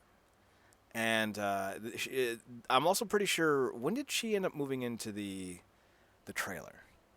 Was it at this point or was it later? It's got to be around. Yeah. I think it was a little bit later because we also get a lot more of Summer's father, Dr. Roberts. And he's a great character because he's really well aware of everything. And he's like, listen, Julie, her father abandoned her. Her mother's living in a trailer park. She hasn't eaten in 14 days, and she does a lot of drugs. I think all things considered, she's doing fine. Like, Dr. Roberts looks on the bright side of life, even though he sounds very monotone. So I appreciated that. Yeah, you're not wrong. So Taylor begins to try to cause major rifts in Summer and Seth's relationship. Sandy's new business partner goes above and beyond. All right, so whatever. So Marissa gives Volchek a watch, and Volchek responds by kidnapping her. Super illegal. And this is all after Marissa and Johnny are seen kind of canoodling on the boardwalk, and Ryan sees it. So Ryan doesn't really like Johnny at the moment, but Marissa's like, he's a good guy. So when Ryan shows up, we're not really entirely sure if he's going to kill Johnny or not, and he's like, where's Volchek? I got to kill him. Johnny's like, I'll go with you. This seems like fun. Come on, Boardy. And Ryan's like, put the fucking board down, Johnny. Just put it down. But Boardy and I go everywhere. Isn't that right, Boardy? He's like, I will fucking snap your surfboard in half. Isn't that right, Boardy? That's right, Ronnie. Johnny, that's just you doing a Scooby-Doo voice. Johnny, that's what you doing a Scooby-Doo voice. And Johnny's just like looking embarrassed. No, it's not. Johnny's just like, no, it's. He just looks at Ryan. He gets like dead serious. Like, no, it's not, Ryan. Take it back. Pulls out a switchblade. Take it back, Ryan. No, pull back. He gets real dark. No, the joke is that he doesn't understand, and he's just holding board. And he's like, no, it's not Ryan. And then like he moves the board and goes, it's not Ryan, as you see his mouth clearly moving. Oh, Johnny, sweet Johnny. So they go and they find Volchek underneath the pier, and this is where Atwood goes full American Psycho. He breaks the glass bottle, throws something at Volchek. I think it was like a piece of driftwood. He's like, come on, Johnny. You want to get nuts? Come on, let's get these nuts. Johnny goes, that's not the line, Ryan. Everyone just looks back at Johnny. He's like, all right, I'll shut up. And Volchek gets scared away because he thinks, Ryan is legitimately going to kill him. And Marissa's like, you were never going to fight him anyway. You used your brain. I'm totally going to let you fuck me again tonight. And Johnny's like, well, what about me? Johnny's like, I helped. I was here. Oh, Boardy, what are we going to do? And he pulls out a little tech deck, and he rubs it against his face. Mini Boardy, like you're the only friend I have. Mini Boardy, you're the only one who truly understands. Just strokes it like a bird as he walks back to his car. Later in the season, Marissa finds little Boardy, and it's just a fucking skateboard without the wheels on because it's a tech deck. She's like, Johnny, what's this? That's little Boardy. Me and Big Boardy made it. You guys built it together? Well, sure. And he just looks at the board. The board looks back at him. Sexual tensions in the air. Ryan and Marissa are just standing there and they look at each other. That surfboard? I think he's gonna fuck that surfboard. I think he already has. Yeah, that's what Ryan would say. I think he already has. I think he already has. So in with the Taylor stuff, she's really just trying to get in their heads. She doesn't really do anything. Was this the episode where they go to the yacht club at the end, and Taylor gives Seth the DVD, or is that the next episode? I don't know, man. You're super helpful. You told me to skip certain episodes. Oh. Yeah, that wasn't one of them. I don't know. Well, eventually, to get and this was like a heartbreaking fucking moment, man. So Taylor shows up to this yacht club party with her mom, and she's got a present for Seth. And Seth goes, "Oh, hey, Taylor, you made it." And Taylor's mom goes, "Oh, this must be the boy you were telling me about." And Taylor goes, "Mom." And she goes, she's been so happy to give you this gift. She wrapped it 12 times. I'm not kidding. That's like the line. It was like 8 or 9 times. She rewrapped it. She wanted it to be perfect for you. And Seth goes, "Oh, that's not crazy." Takes the gift and unwraps it and finds out that it's a brand new Yakuza martial arts film that's not even out yet in Japan. Yeah. And he's like, "How'd you get this?" And she's like, "Oh, I got a friend who works over there or a cousin that works over there in Japan, and they send me all this stuff all the time. Just thought you'd like it." And he's like, Taylor, I love it. It's fantastic. And then like she tries to fuck him. And he's like, what are you doing, Taylor? I'm with Summer. Rage blackouts. And she's like, you don't even like to be my friend. And Seth's like, I'm your friend. I like you. And then he walks away. He's like, but Summer, rage blackouts, so I like you. You gotta go though. So he leaves, and Taylor goes, he likes me. And she does like a little like flip, like not like a flip, like a kick flip, like where she just like throws her legs out for whatever reason, and like walks away in like this happy bounce strut. Yeah. That's one of those like where you tell the crazy girl, I like you, but as friends, and you leave, and then she just gets that smile that makes you know that everything's not okay, and she goes, he likes me. Like, oh, okay, we've gone past the point. Unfortunately for me, there was no past the point for Taylor and Seth. It's just more Taylor going, ew, I can't believe I had a crush on you. Poor Seth. So, episode 8, The Game Plan. Ryan, Seth, and Summer think about the future and start applying to colleges, while Marissa has other plans. Julie is forced to move into a trailer park, and Kirsten is determined to help. Meanwhile, Sandy invites an old friend from UC Berkeley to dinner to inspire Ryan and Seth. So it's basically just them all doing the stuff that normal college kids do.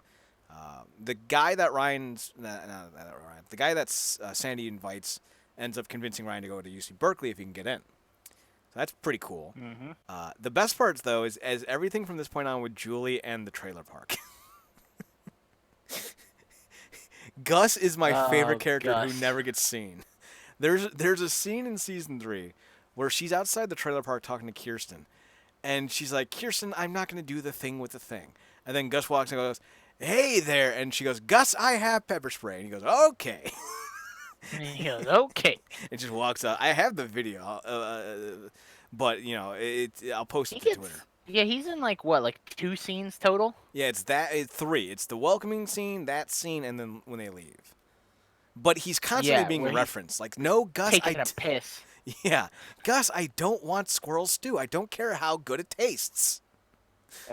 She says, I'm not playing strip pinochle with you. I'm not playing strip pinochle with you and your wife. Yeah.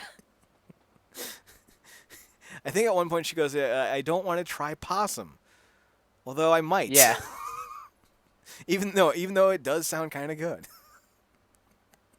So that's a great reoccurring gag is the Gus factor. But Marissa decides she doesn't want to go to college. She wants to be a beach bum. Because she can't get over shooting Ryan's brother. And Ryan's getting kind of upset with the fact that Marissa can't get over this. Because, it was Ryan who was going to die.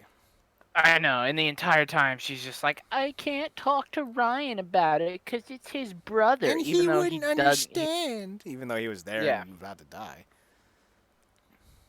And if she hadn't shot him, he would probably be dead. Yep. I'm just saying, Marissa causes most of her own problems. I mean, there's that. So then we get the disconnect. It's Ryan takes an internship at Sandy's Newport group, so we're skipping that entirely. But he ends up working to save Matt's career. Summer and Seth determined to get accepted into Brown. Johnny tells Marissa how he feels about her, and Julie tries to adopt to her new living space. So the game plan must have been when they found out that Summer's actually super intelligent. Which was not shocking at all. Yeah, doesn't she get a perfect score on her SATs? Near perfect. She gets a 2300.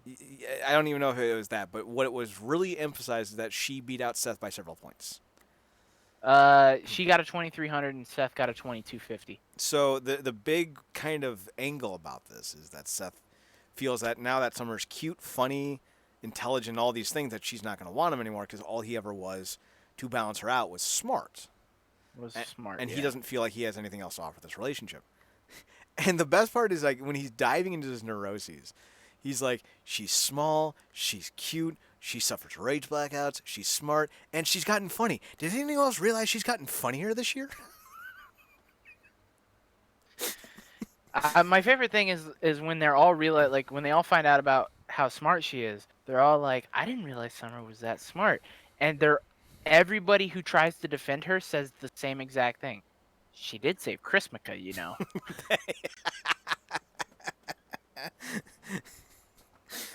Oh, she's or they'll so be like, goddamn well, cute. She did save Chrismica. So, Yeah, they knew she was smart all along. Sandy even goes, she saved, no, Summer's a genius? Well, she did save Chrismica. Yeah. I think that was cynicism from Sandy, but I'll take it. I'll take it. In episode 9, the disconnect, we also find out that Summer and Seth can only get into Brown because there's only one person from that school that ever gets into Brown a year. So Summer and Seth are going to fight for it, apparently. And this kind of didn't make any sense because Summer only wanted to go to Brown to go with Seth.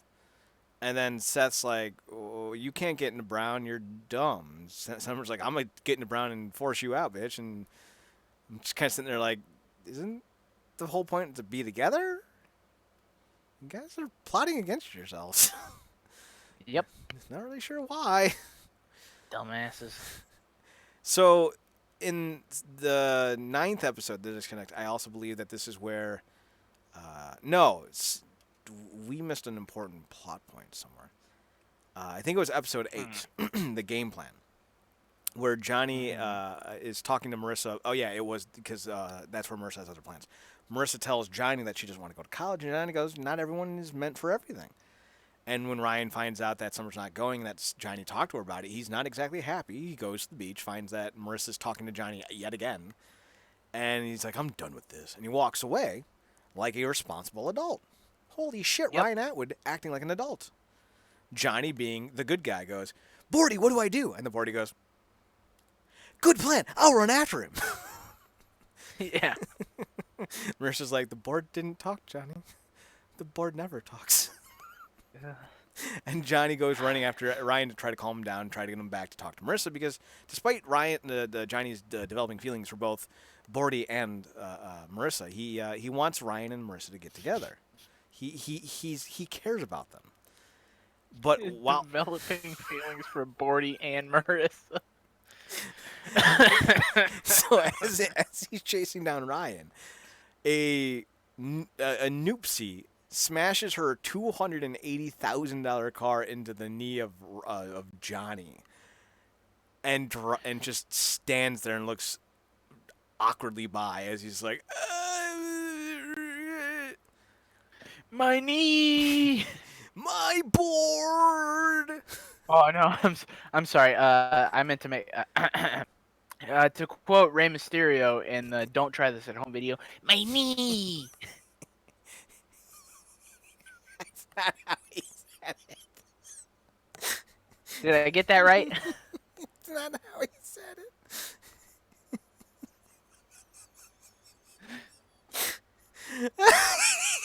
Did I get that right? No, you did not. I'm pretty sure I got that right. I'm pretty sure you're quoting the Funny or Die Captain Planet with Don Cheadle and the kid from Napoleon Dynamite. He plays Matee. And no, I'm pretty sure I got that right. I'm pretty sure you did. My knee. My heart. Mom. My heart. My heart. So Johnny is rushed to the hospital. He turns out he's okay, but his knee's fucked out. And they're like, Johnny, you will never surf again. What's wrong with it? Do you have to take it? It's a slightly torn ACL. Wait, what? Never again will you surf. Torn ACL, huh? The tornest. Tornest. You know people recover from these mostly to 100%, right? Never again. I want a second opinion. Never again. Tell your board to be quiet. The doctor's clearly insane because a torn ACL is not career-ending in any way, ever. And hasn't been since the 70s. Right. So, you know, overreaction. So, he tears his knee up and he's like, I got to get the surgery. And, like, none of this, I had a torn ACL. I had a torn MCL. I had a torn PCL. My cartilage got fucked. It took me 5.5 months to get cleared for competitive action. It took another 2.5 to 3 months for it to heal completely to the point where I felt normal again. Mm-hmm. It would have taken Johnny, if his knee was that fucked, it would have taken him almost a year. Yeah.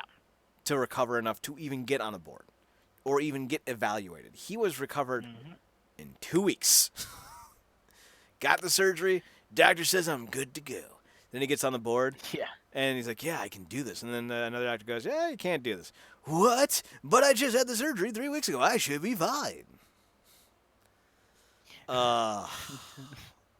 Like, you suck. My board wants to have a word with you. And Johnny Sir, my board would like to have a ward with Johnny you. just He fucking whacks him upside the just head. about saying Johnny beats the doctor to death with the surfboard. And then afterwards he looks at the board and it's all bloody. Boardy, what did you do? Boardy, what did you do? Oh no! Row, Roddy. What? I killed the doctor. And it's like you just see another doctor talking with Johnny's mom later on. He's just like, he has a split personality disorder. Doctor goes to Johnny's mom. Damnedest thing. The doctor that was checking out your son apparently beat himself to death with a surfboard. Even wrote a confession and a suicide note and everything. Mm-hmm. It's the wildest thing. You 48 times. It makes 0 sense. 48 times he got hit in the head. He was dead after 30. Yeah. We're not sure how he did the other 18. Totally suicidal, though. We all saw it coming. He once had a problem with his wife at dinner where she had to return a salad. We knew that this was coming. We wish we could have been there and intervened. Tell your son he's cleared a board again, by the way. So, I bring up the boarding issues because in episode 10 is the Chrismica Bar Mitzvah. And Seth wants Ryan to convert to the tribe. But then the idea of raising money for Johnny pops up. And he goes, now we're totally doing this. And you can't stop us because if you don't, you're going to be an asshole. And Sandy's like, I'm not okay with you mocking my religion, Seth. Like, this is not cool. We're not doing this. How dare you? I'm legitimately upset. Dad, we're going to call it a Chrismica Bar Mitzvah. I am in. I'm in immediately. Sandy Cohen cannot be swayed for anything other than great wordplay. Great wordplay and a nice schmear. Well, he can't be corrupted for a nice schmear, but it is how he likes to enjoy his day after fighting corruption. With a lovely schmear. Next to his favorite friend, Boardy bitch, Boardy's twin sister. He does love the surf. Why are you sounding like Hank Hill? I don't know. He does love the surf. Hank Hill would not understand the problems of these noopsies. Johnny does enjoy his surfing and surfing accessories. Surfing and surfing accessories. My name is Hank Beach, and I sell surfboards and surfboards accessories. So during the Chrismica Bar Mitzvah, the only storyline that really matters is that Johnny refuses all the help, despite the fact that they're going through all of this, and Ryan catches up with him as he's about to rob a convenience store and get killed. Because the dude knows what's up. The guy behind the counter knows what's up. So he convinces Johnny to walk away. Cops walk in at the last moment, and they're like, hey, 2 white boys in suits in the worst part of town. Totally normal. Yeah.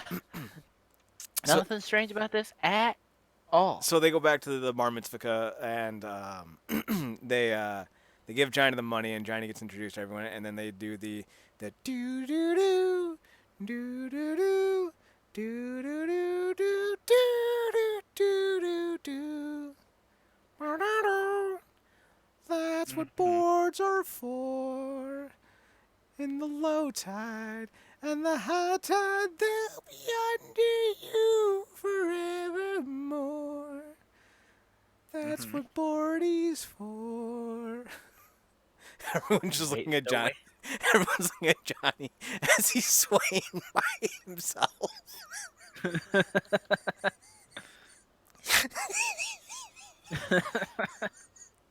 We made this show so bad. This show sucks. So we do find out a really heartbreaking moment in this episode, though. Apparently, when Seth had his bar mitzvah, what was his name? Bully from the first season. Luke? Luke had a paintball party same day. And everyone decided to go to the paintball party instead, except Summer, who RSVP'd to the bar mitzvah but wanted to go to the paintball party instead. And her father's like, no, Marissa, you've RSVP'd to this boys' party and you'll be going. But then that's also the day her mother abandoned them. So, like, poor Summer had, like, the worst fucking day ever. Like, and, like, the thing that really was shocking about this episode is Seth's bar mitzvah was terrible. And Summer's mother left her on that day, and they didn't even talk about it. Like, that could have been one of those bonding moments. Yep. Completely just skipped over it. So, you know, we all felt bad for child-friendless Seth. But then at the end of the episode, like, all the parents and all the kids, like, all 6 of the kids, do the That's What Friends Are For sway dance. And Johnny's holding his knee while he's doing it because the ACL is designed in your human body to prevent lateral movement from hurting. So he's literally doing lateral movement, which has got to be the most insanely painful thing his body could be going through in that exact moment. So, you know, intelligent booking. And Seth gets to have his moment at a bar mitzvah where all his friends are there, and there's 5 people.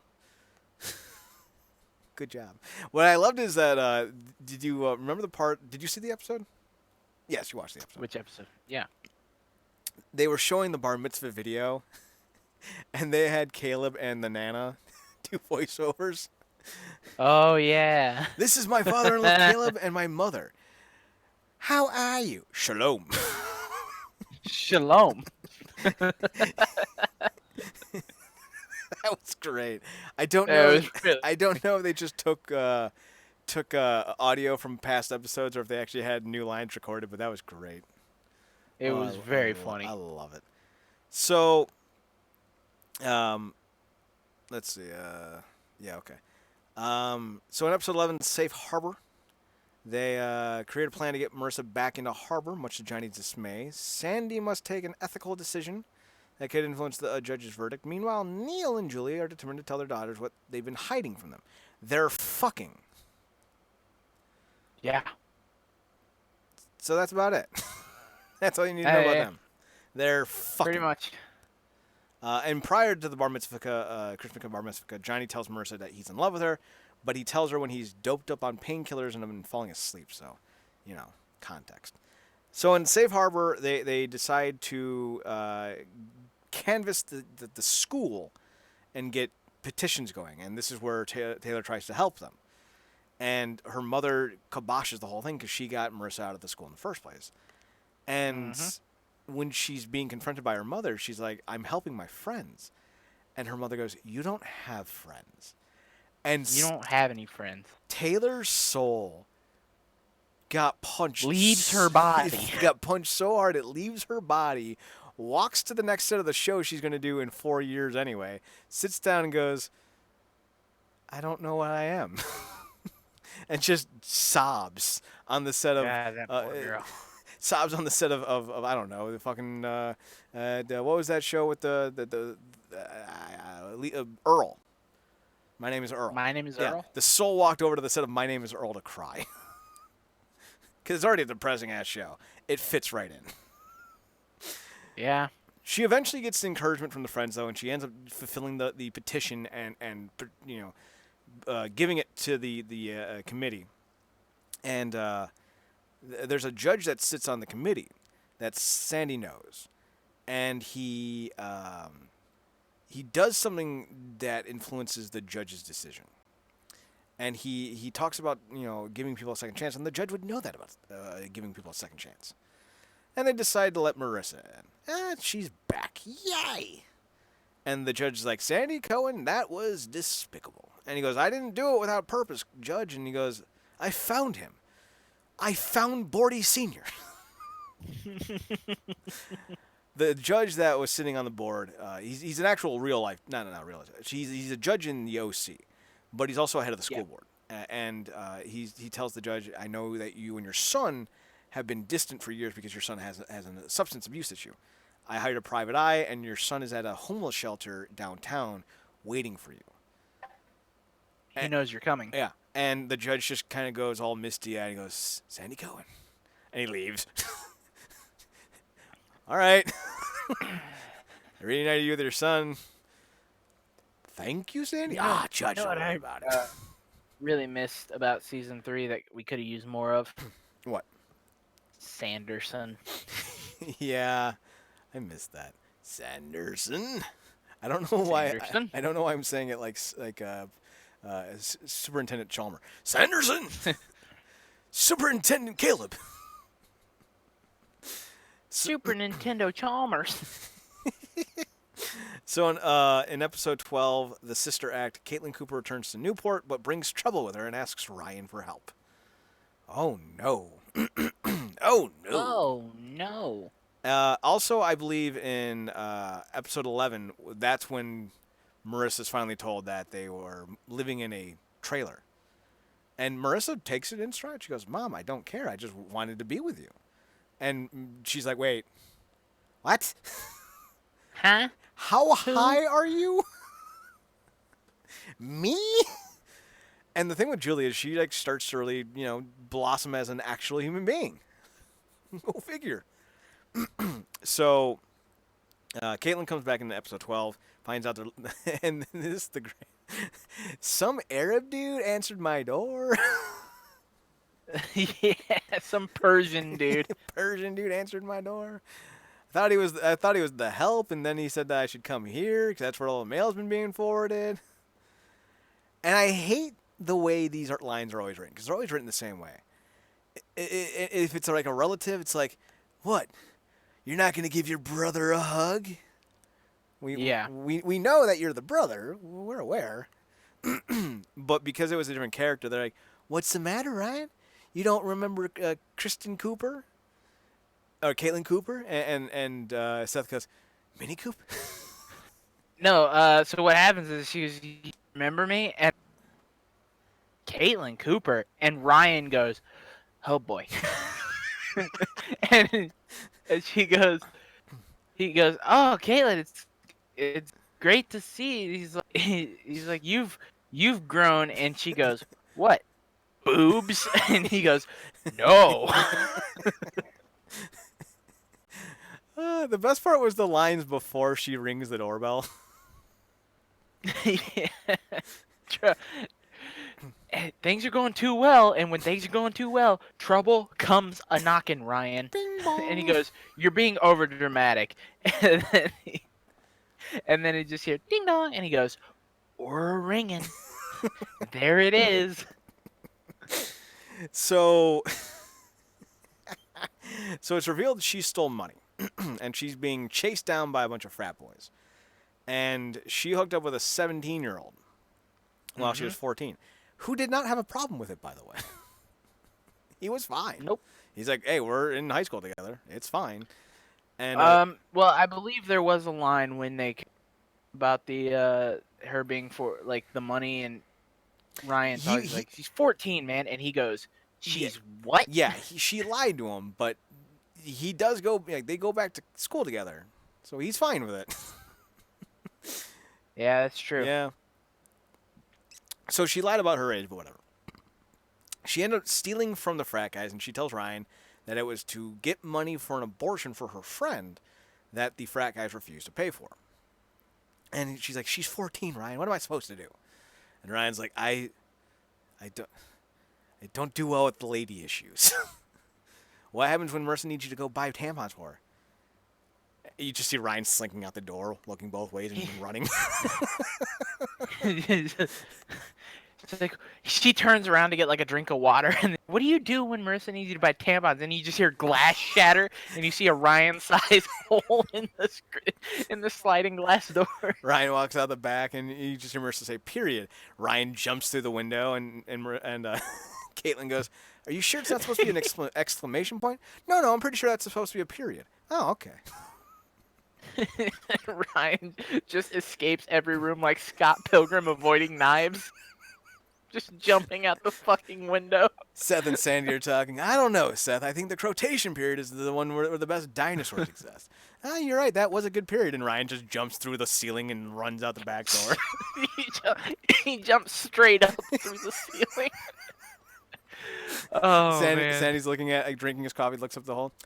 He only heard the last word, didn't he? Yes, he did. Yes, he did, Father. Schmear. You would be correct, Father. Can I get another schmear? We've reduced these characters to an awful stereotype. Gimmicks. We've reduced them to gimmicks. It's fine. we yeah, we have reduced them to gimmicks. So it's revealed eventually, though, that despite Caitlyn committing a petty crime, she did it because she wanted to come home. She was on mid-year break, and I thought the mid-year break was a lie. Because like a couple episodes from now, they're like, shouldn't you be back at school? And she's like, I'm on a mid-year break. You guys don't realize how long that is. And I'm like, she got expelled. She got expelled. I said that the first time. I said it the second time. I was wrong both times. Wrong both times, even though you knew it was coming. Literally, it's just a mid-year break that lasts for like 2 months. Apparently, what I'm assuming is that they go to school all year. There is no summer break. Yeah. That's never expressed, but it's what I kind of came to the conclusion of. So she's back, and she wanted to come back to see her family because her dad's gone. She's just really upset, and she misses her family. And they're like, ah. And then Ryan gives the frat boys what's left of the money, and things are okay. And then she introduced Seth to pot. Oh yeah, that's right. Yep.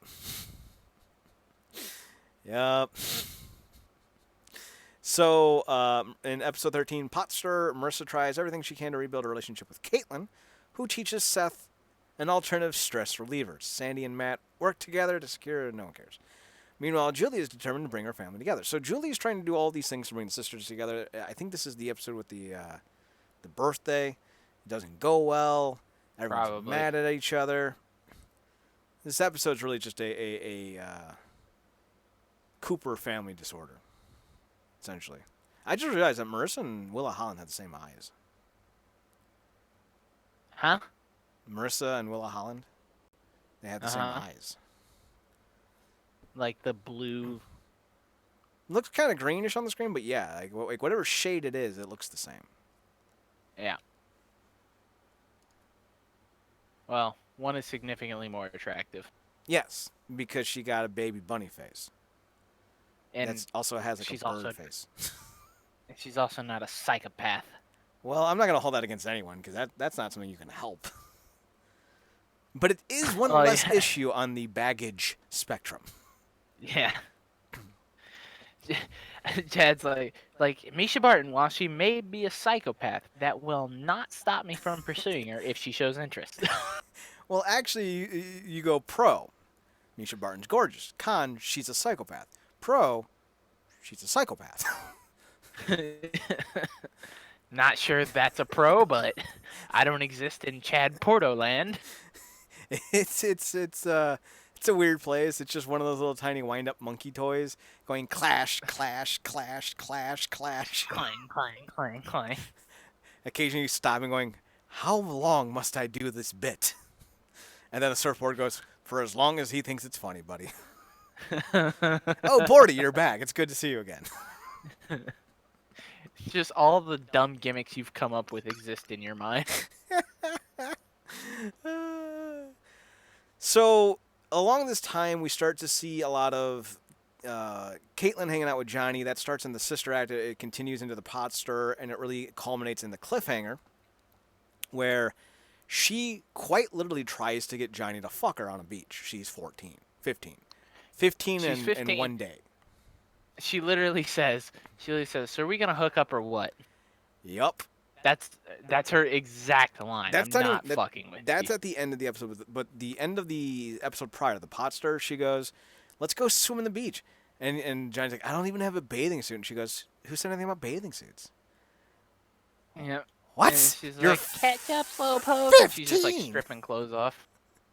She's so desperate for attention. That poor girl. So in episode 14, Ryan confronts Marissa about their relationship when Caitlyn interferes with her friendship with Johnny.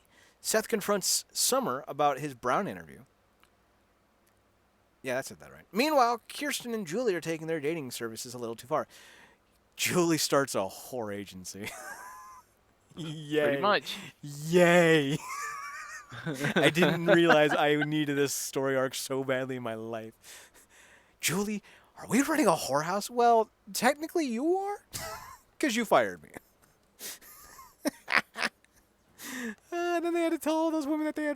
herpes? Julie, do any of these women have herpes? No. We need to tell them that they don't. Okay, but can we not tell Sandra McKenzie because she's a bitch. Like, that was one of the best lines. All right, but let's not tell what's her name. She's a bitch. Love that. So anyway, Ryan, finally doubles down on Marissa. Like, you like this guy. You like him. And she's like, I don't like him. And then, like, they go and try to have, like, Chinese food. And they're like, we needed this. And Ryan's like, yeah, I need Chinese food with you right now. Like, I need a hole in my head. Yeah. Or my back because you shot my brother. Oh, this again. Oh, good. Must be Thursday. Must be Thursday. All the while, Johnny is trying to get past his feelings for Marissa, because Marissa finally tells him off. I'm with Ryan, not with you. It's weird. You fuck a board. Like, maybe if you had invited me the first time with the board, like, okay, but now it's getting a little weird. And she shoots Johnny down hard. Johnny also tells Marissa she doesn't want to be her friend anymore because he wants, he needs space. And she's like, but I want to stay in school with you so we can be friends and stuff. He goes, oh, well, I'm going to be going on tour. And she's like, oh, you got on tour? And she's like, yeah. Second doctor's opinion, because that's an actual thing that we're only using as a storyline. Not like I could actually go get a second doctor's opinion. So they came up with this hackneyed idea to lie to Marissa to get her to transfer back. She does. She finds out the truth. She falls in love with Johnny because she's so broken, but not in a sexy way. So she's harboring emotions for both people. Yeah, I said it. I live with that. What a line. So she's dealing with a duality of emotions, and Ryan's finally had enough. As they're about to have a conversation, though, or I think as they're about to fuck, Caitlin calls. She's with Johnny. Johnny's drunk, and he's rambling about the fact that Marissa doesn't love him. So he decides to climb a rock surface, a rock face, when he could have just gone up the hill. There's literally a hill that leads up to the top of the cliff Ryan just kind of walks around. Like, he walks around the hill. This is a Scooby-Doo. This is a Looney Tunes skit where Daffy Duck's climbing the side of the mountain and Bugs is like, what's up, Doc? How'd you get up here? I took the elevator. And you see an elevator right there. So, like, I took the elevator, man. Yeah. You should have learned to read. I was born in poverty and I live in the inner city. Racist. So Johnny's like starts rambling at Ryan. She doesn't even love you. She loves me. What are you gonna do, Ryan? Save me? Big bad saving guy? Ooh, Ryan the saver. Ooh, I got you so good. And Ryan's like, these aren't insults. What are you gonna do, Ryan? You're gonna save me? You're gonna save me from being saved? Ooh. Johnny's drunk. Poor Caitlin, though, is on the brink of tears, begging Ryan to save him because she doesn't want to see someone die. So Ryan slips and falls, and not Ryan's. Johnny slips and falls, and Ryan dives to try to get him, but misses him by 30 feet because it was poorly timed. You're not wrong. It was about 30 feet.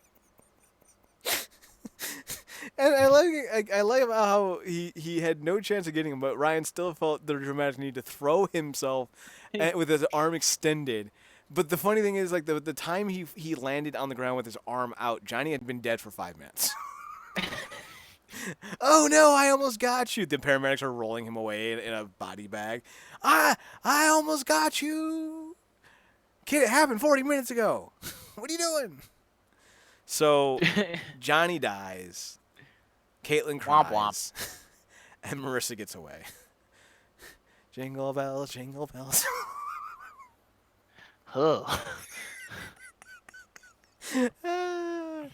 So, obviously... I'm having a blue Christmas. I'm having a blue in my tricks. Christmas. Just like all the other dead ones before. Because, he's dead and blue. And all right.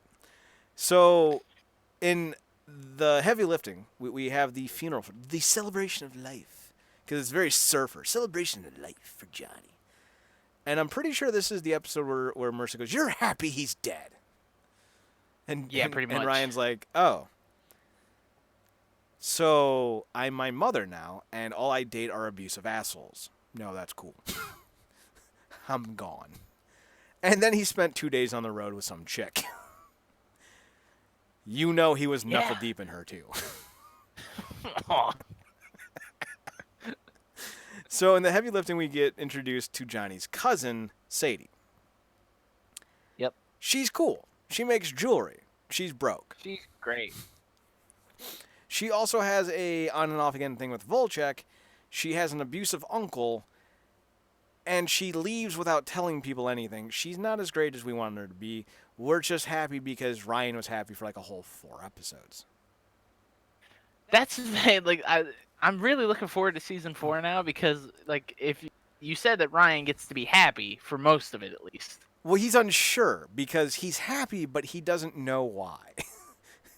He doesn't know what happiness is. Right. There's literally like That poor boy. So he's dealing with the death of Marissa, and there's a scene like there's an arc where he can't sleep, and Taylor does everything she can to con her way in, and it's beautiful, and she finally ends up falling asleep after like weeks, and then Seth's like, sounds like you have a thing for Taylor, and Ryan waking up for the first time in days goes, I have a thing for Taylor. Oh God, I have a thing for Taylor. Like he's clearly Ryan, in love buddy, with her, but he clearly just doesn't need to want accept it. We all have a thing for Taylor. Yes, we do. Oh, Taylor, you're so fine. So, the episode is described as Johnny's death brings a relative to Newport, that's Sadie, who makes Ryan question his feelings for Marissa. Summer confronts Seth about the marijuana and his lies. Caitlin returns to boarding school. Meanwhile, Kirsten and Julie throw a Valentine's Day party to promote new match. So, Caitlin's going back. She's made up with Marissa. She's sad, but they're happy together. And the boy who showed up in the first episode of Caitlin's return ends up being a decent human being and drives her back. So whatever. But she's like really sad to leave, which is weird because she lives in a trailer park next to a guaranteed child pedophile. You know Gus is on a registry somewhere. Oh, somewhere for sure. So, that's weird.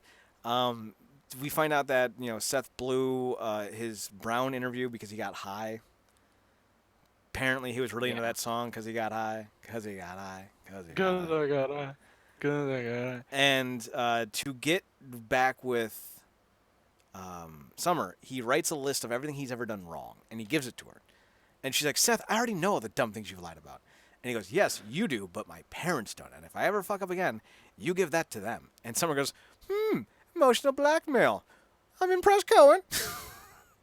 I'm impressed, Cohen. You leave her alone. That's like, fuck you. I would kill to have a Summer because Summer would always be loyal. Always be loyal.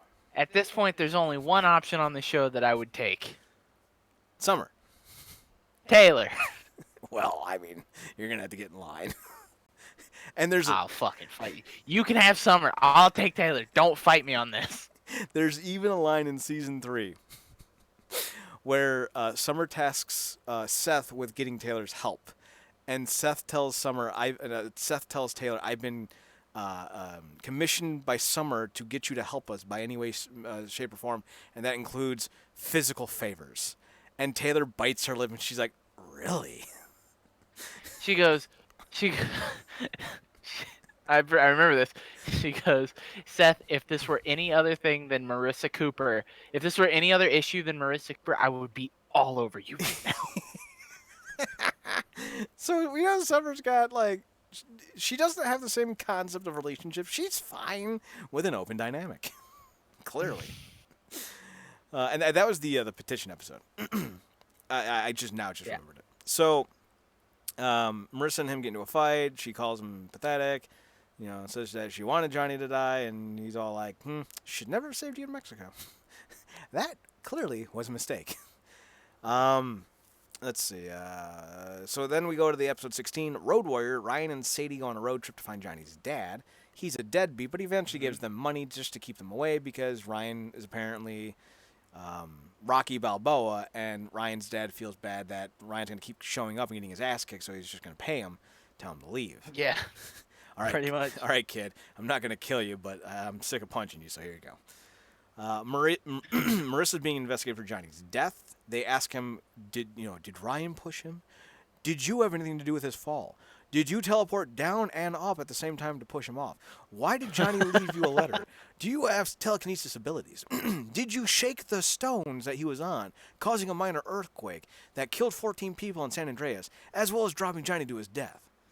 And Sandy's like, these are dumb questions. You're dumb. Yeah. You're dumb and bad at your job. And then they clear Marissa because they're bad at their job.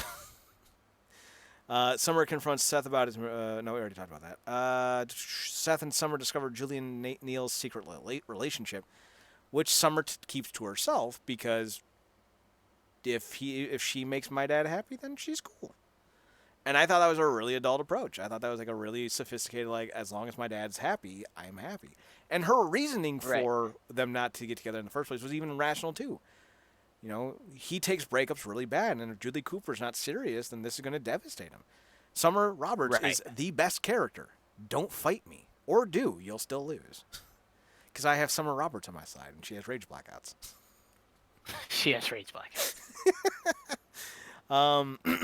Around this time, they have a phone call at the end of the Road Warrior. And Ryan's back in his pool house, and he's like, hey, we need to talk. And she goes, I know. It's just not working. And Ryan goes, no, I'm super fucking pissed that you said I was glad someone was dead. You're a cunt. Go drown in the ocean. Click. Yeah. That's not what he said. He should have. That's not what he said. That's what he should have said. Yeah, You're right. Yeah, that's what he should have said. So they're like, yeah, it's too hard. And Ryan hangs up the phone, and Sadie comes in naked, and Ryan's like, it's so hard. And then just Marissa's on the beach like, oh, my God, my life is over. I'm going to have to date Volchek. And Volchek shows up. She goes, oh, no. I mean, you're not wrong. Right? That's literally what happened. So then in the journey, oh, by the by, Ryan had been helping Sadie renovate Johnny's mom's house during this whole thing. Yep. And Johnny's mom, even though she's only in like 3 episodes and only had like a total of like 4 minutes of airtime, she seemed like that mom that like her whole world was her son. Like anything involving him made her happy. I hate when shows do this. Because you know he's going to die, and now I'm going to feel bad about a fictitious character that I've known for all of 5 minutes that will resonate with me for the rest of my life. I'm still sitting here, 5 years after watching the show for the first time, going, Johnny's mom is so sad. I hope she's okay. Oh my God. So, fuck you, show. So on the journey, Ryan's turning 18. And he struggles to whether or not to invite Marissa to his birthday or not. He doesn't. While Sandy decides if he should invite Good choice. Yes, very good choice. While he should invite one of Ryan's family members. Neil and Julie decide to tell Marissa and Summer about their relationship. Volchek tries to become involved in Marissa's life. So I'm pretty sure this is when Marissa and Summer start feuding for no reason. Because Marissa's fucking, Oscar the Grouch. And Summer's like, you need to stop fucking Oscar the Grouch because that's fucked up. And they're like, no.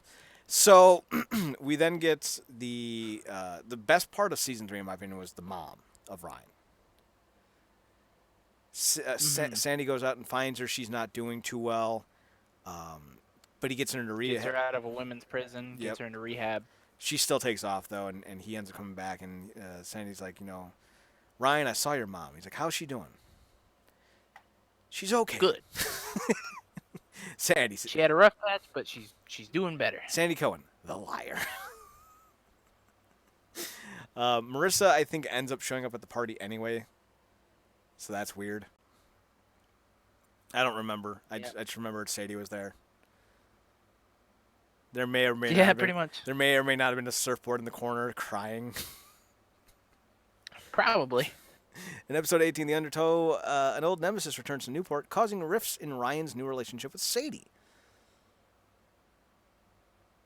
Who the fuck was that? What?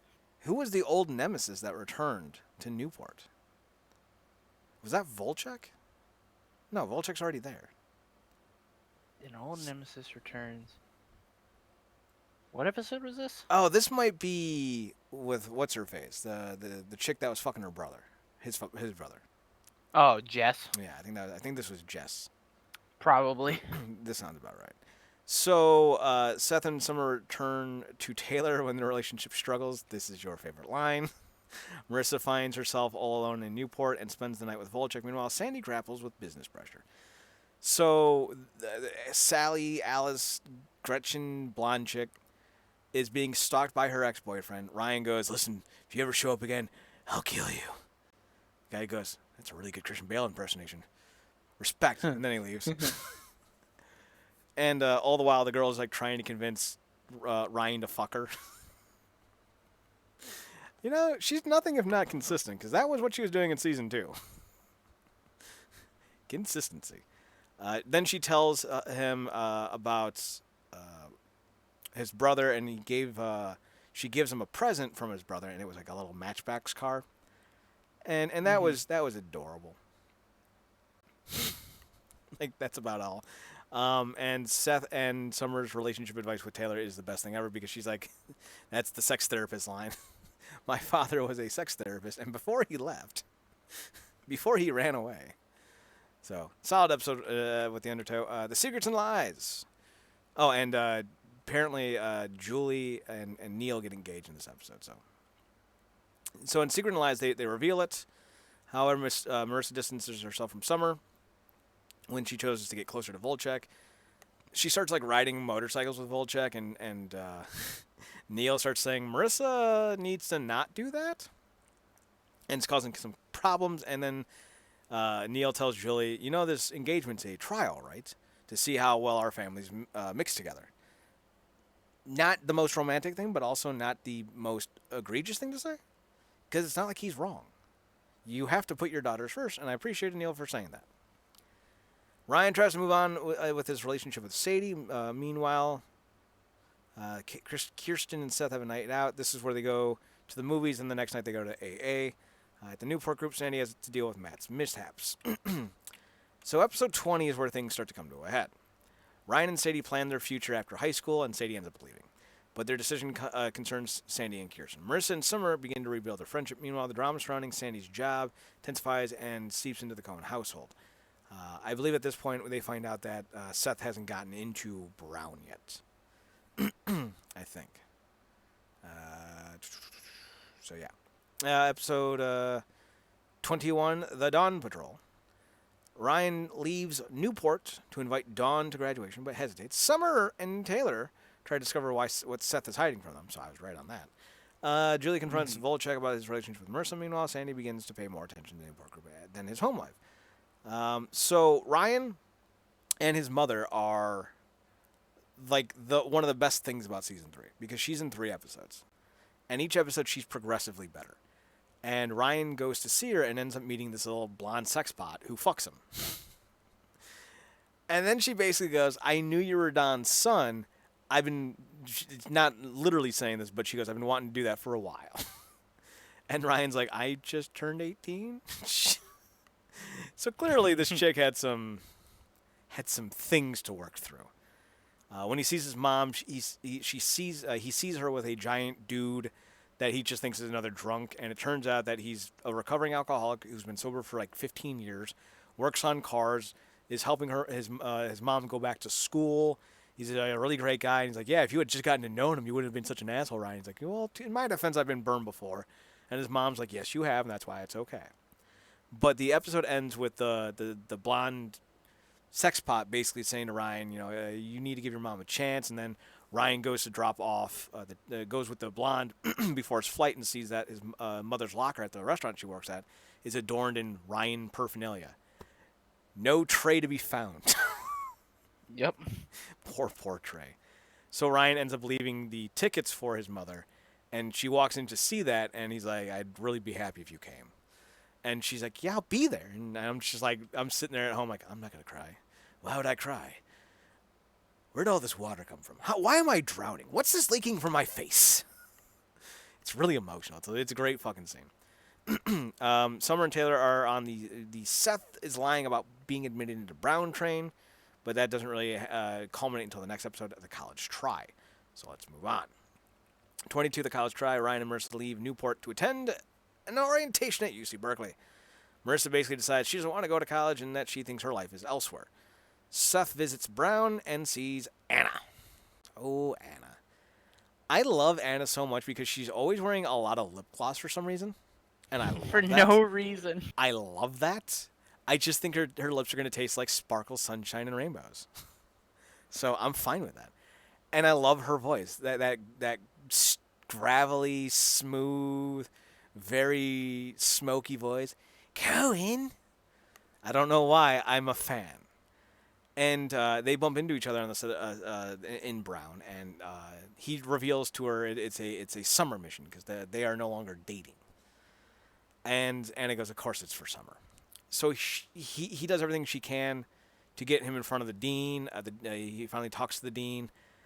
The dean rejects him and basically just shoots him down. It's pretty bad.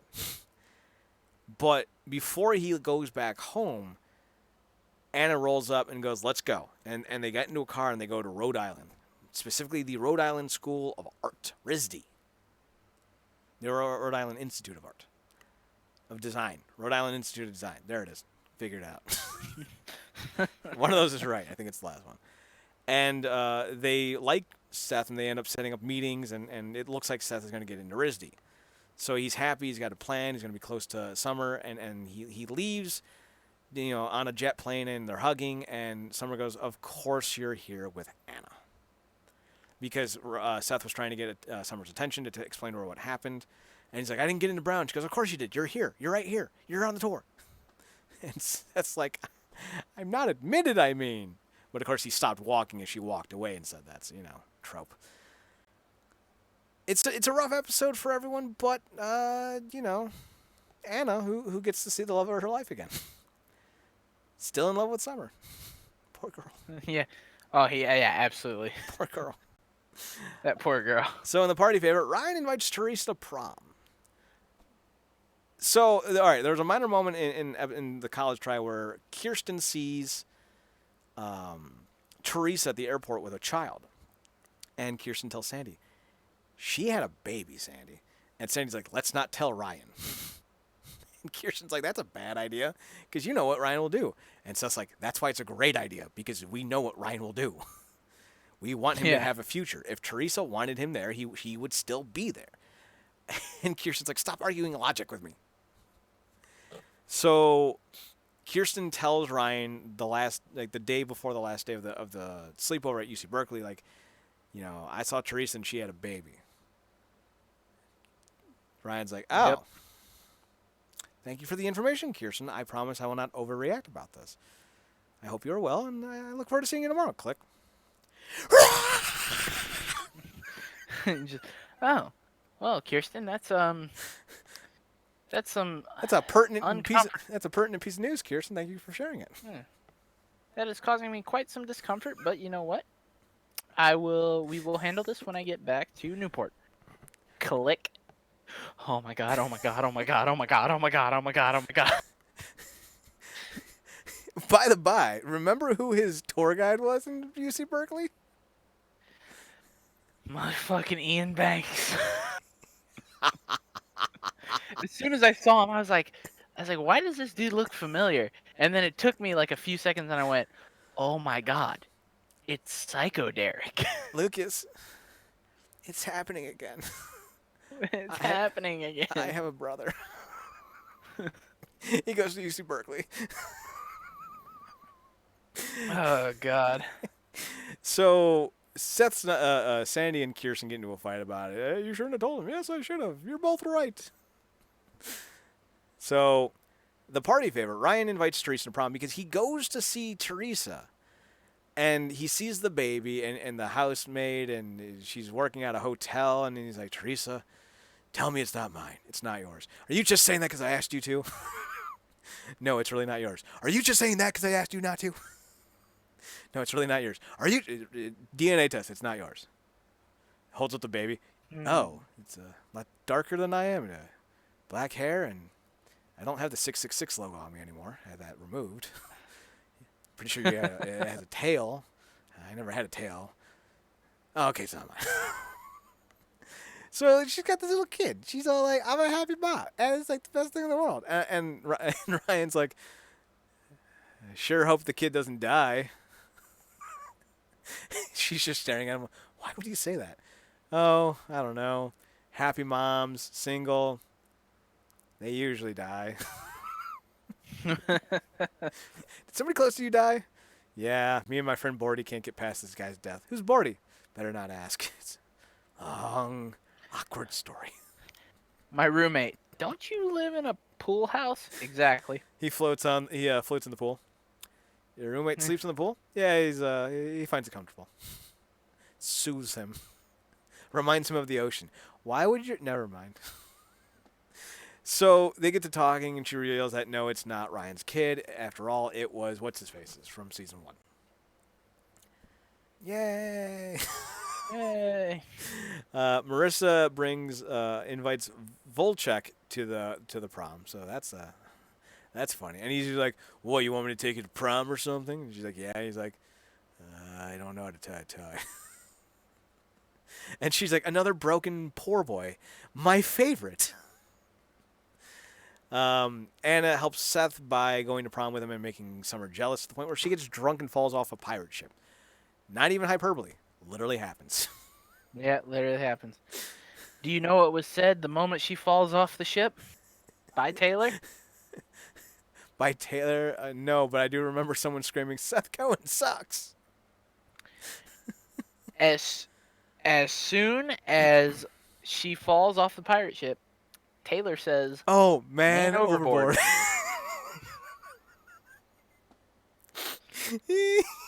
Taylor, you're the best. Also, she falls off that pirate ship. She falls at least 15 feet, and she just shrugs it off. She falls 15 feet, flips end over end, goes through it like a fucking power bomb into a table, and Yeah. gets up like a goddamn champ. Dude, she legit takes a 15-foot flat back bump through a table, and she's More just like a like, senton. yeah, well, it's a flat back bump. True. Yeah. And then she's just like, "No, I'm cool, man." And it's like, "No, you're not." You should at least have some sort of like, You should be in traction right now. yeah, we need to get you to a hospital. She was so drunk that her drunkenness broke her fall. She has zero repercussions from it later. Yeah, well, no, she does. Well, not from the fall, but from the drunkenness. She's puking. No, from the drunkenness. She's puking her guts out at Trick. Oh, sorry, I meant the chum bucket. The bait shop. Whatever. And Seth's like, the reason I broke up with you, Summer, because they broke up, but it's really dumb, so we didn't bring it up, is because I didn't get into Brown, and I went to Brown to try to get in, but then I saw Anna, and Anna's like, "Can't you get into Brown?" He's like, "No, apparently you need to apply." And Anna's like, "Well, that would be a problem." So she got me into RISD so you and I could be together next year. And Summer's like, "That's so sweet." But at the same time, Summer had also given the note that Seth had given to her to Sandy. So Sanderson now has the note of every bad thing Seth has ever done. Whoa, boy. So everyone makes up. Teresa and Ryan are about to get it on. But then they find out that Taylor's money is stolen, so he goes to find Volchek. Volchek gives him the money, but he's like, you and I aren't done yet. Or they fight. I don't remember when it happened. There's a fight, though, and then he comes back, and Teresa's like, "I thought you grew up, and now here you are, the same childish boy who's still in high school. You're still in high school, Ryan. You're still, you're a boy who acts like he's still in high school." Ryan's like, "I am still in high school." Teresa's like, "Well, I dropped out." Yeah. And we never see Teresa again. Chad's a sad boy. Volchek gets drunk at the party. They help him. He's like, "Yeah, you don't have a tie? I look better without it." Okay. Gets drunk, causes a scene at the dance. Then he makes out with some salute. Salute to Thad Yep. Castle. all, Oh, all, Thad. all hail Thad Castle. Then he steals $1,500, which in that neighborhood is like stealing a quarter from someone's lunch. Pretty much. Fight happens. He gets beat the fuck up and gets dropped off at the hospital. Let's see. Anna thanks them, goes back to Brown crying because she still can't get past Seth. Seth broken her heart. She can't believe that this is still happening, why she keeps going back. I'm pretty sure Anna joined a cult after this. I wouldn't blame her. I'm sorry, man. Like, you can love Summer all you want. There is no one in this show better than Anna Stern. She's the greatest. She's a martyr, yes, but I wouldn't say she's better than Summer. She's just different. Listen, if she can be better. If she had more Taylor in her, then the three of us could all be happy. Summer, Anna, and me. I'm just saying, crazy works, man. Crazy works. Anna's the best. You suck. There's a lot of bests on this show. Let's be real. So, in the next episode, we find out that Sanderson is finally getting nominated for the Man of the Year, and he's being investigated. Yeah. And then he turns over all the information, and he's no longer being investigated. And he apologizes to his wife for having a sip of wine. And that's the only sip she had, and everything's really fine. And this was 24 episodes of build-up for I'm sorry, so am I, and then they fuck. Pretty much. That's why we skipped that 24 episodes of nothing. We skipped 24 episodes of Sanderson and Kirsten because that's literally what it amounted to. Yeah, we really didn't need any more than what we just said. Yep. Sandy and Seth confront each other over their past recent behaviors. Basically, he's like, Seth, you're grounded. And Seth's like, make me. He then goes to the Newport group, lights up a joint, burns it down. Yep. He's that kid from South Park. Burn it down. Burn it down to the ground. Burn it down to the ground. So they investigate Seth for being an arsonist. Yeah. Volchek convinces Ryan to help him steal a car in his neighborhood because Volchek didn't rat Ryan out for attempted murder. Mm-hmm. Him and Myles Garrett have a lot in common tonight. Kirsten returns. You're the last person I want to talk to about that situation. Oh, I'm still angry about it. I think you and I agree on a lot of it, but I think you and I have significant differences. Some other parts of what happened. You throw a helmet at someone's head, you get banned from the league. That's my. I agree. I want to go on record right now and state that I agree with you on that. He should be banned from the NFL. Myles Garrett also would have been penalized twice for the hit on Mason Rudolph. Yeah. I understand Mason Rudolph having an issue being sacked with 6 seconds left to go in a game and being thrown to the ground like a rag doll. I understand his anger. Myles Garrett's also the most penalized person on the most penalized team in the league. That's fine. Like, it's fine. I don't care. Every single person involved in the fucking fight should have been suspended. I don't care about that. I'm just saying Mason Rudolph didn't start it. I don't care who started it. It's not about who started it. And even if Mason Rudolph was the one who started it, I'd still be saying, I don't care who started it. You don't just get to... Who throws a shoe? Right, exactly. You don't get to be involved in a brawl in the middle of the field and just walk away. Here's my problem so far. Mason Rudolph has not been suspended. Well, he's the victim, so he's not going to be. Right, but Okeechobee and Ponce, the center for the Steelers, both have been suspended for at least one game. I think Ponce got suspended for 3. Okeechobee got suspended for 1. And then, of course, Myles Garrett has been indefinitely suspended and hopefully will be banned from the NFL. I think he'll be back next year, but I will settle for 16 games, 17 weeks, all total. So, like, he can come back this time next year. But he needs some anger management issues because he's a dirty player. Sure. And it's not just this week. He's literally the most penalized person on the most penalized defense in the league. Right. He's dirty. And, like, anger or not, issue with what happened or not, you don't throw punches and kicks at someone like Rudolph did and not get suspended.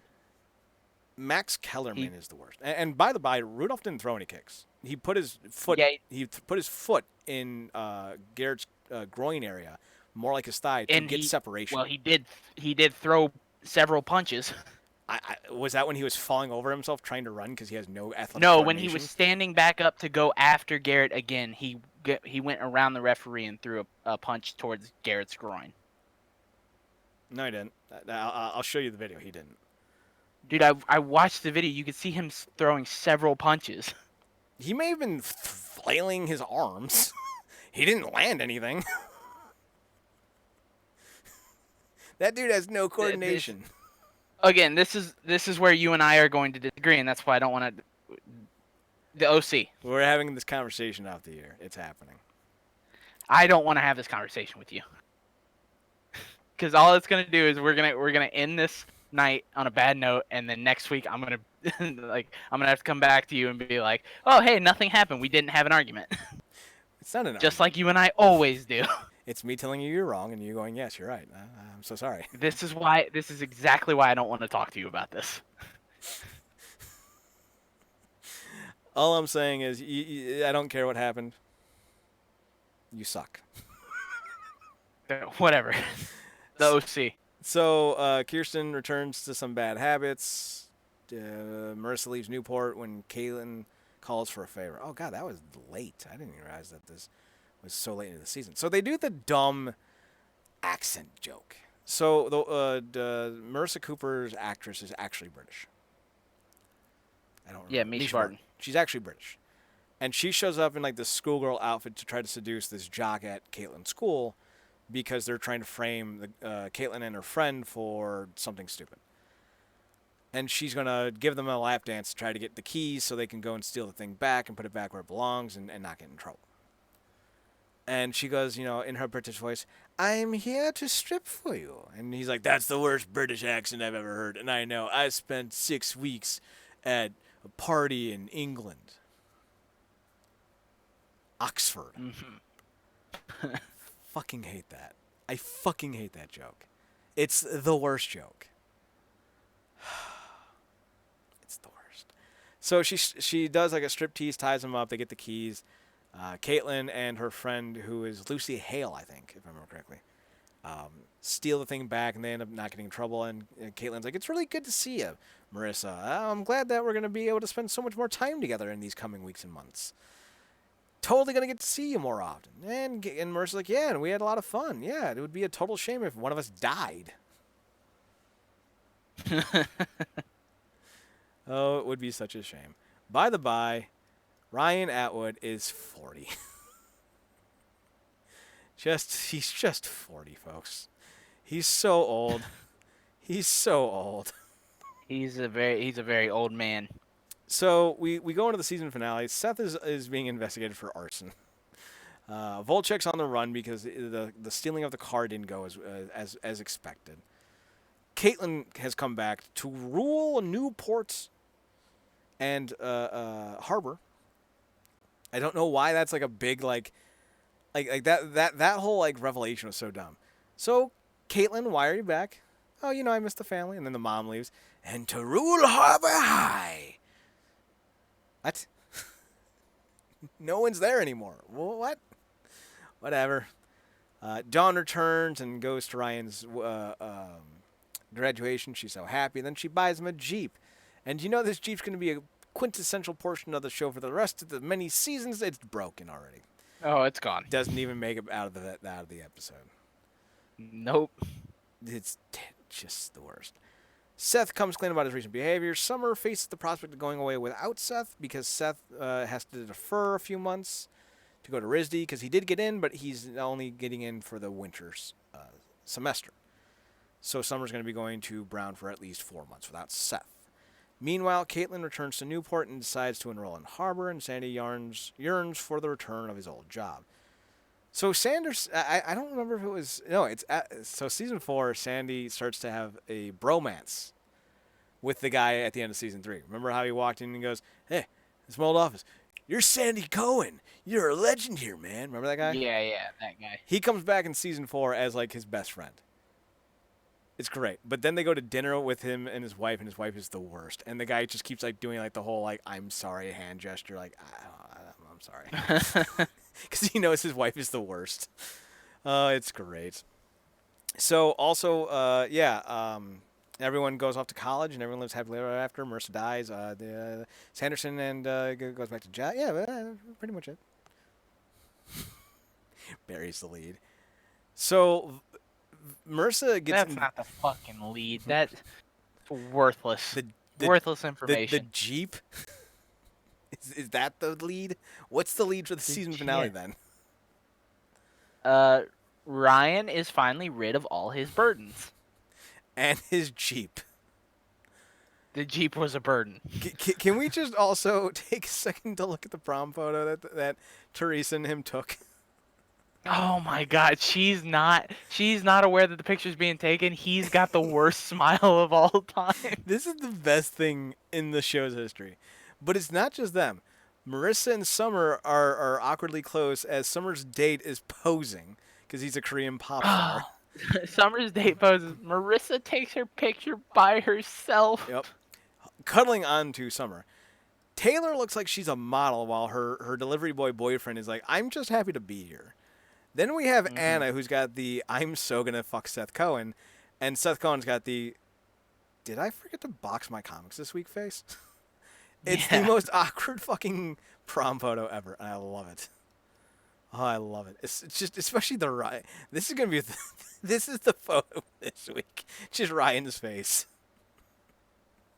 Ben McKenzie, you're a gem. A gem.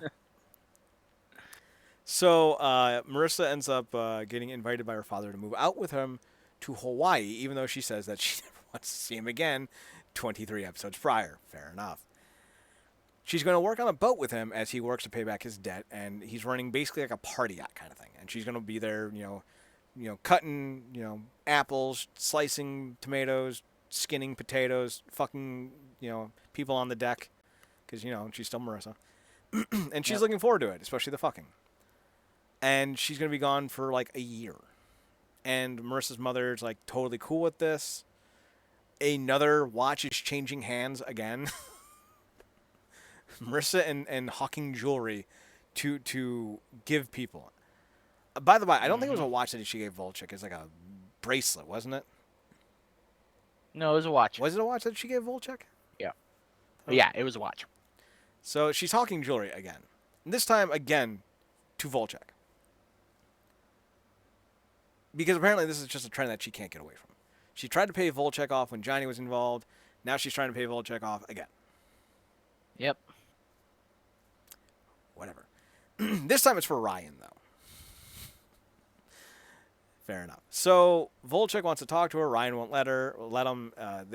He's driving her to the airport, and she's like, I'm going to be so happy. I'll be 18 and not dead. And Volchek rolls him and goes, what'd you say about not dead? And Ryan's like, she won't be. And Volchek goes, do you mean will? Collide. Jeep goes flipping over. Volchek goes, oh. Probably shouldn't have done that. And it's literally just because... It's just because he wanted to fight Ryan again. It wasn't even that. He wanted to see Marissa again, and Ryan wouldn't let him. Yeah, do you remember what he said when he was ramming the car, though? No. He says what he says to Ryan every single time that those two almost fought each other, and when they actually did fight each other, he says, let's finish this. So, the best part about Season 3 that I completely glossed over is there's a scene midway in the season where Ryan comes out of school, and Volchek and his gang are hanging on his car, and they dub Ryan Little Bitch. And then scratch Little Bitch into the car. And as they're scratching it into the car, Ryan walks away. Later on, Ryan is telling Sandy about this. And Sandy goes, is that why the word little bitch is etched into my car? And Ryan goes, I was going to fix that. I just like how he goes, I was going to fix that.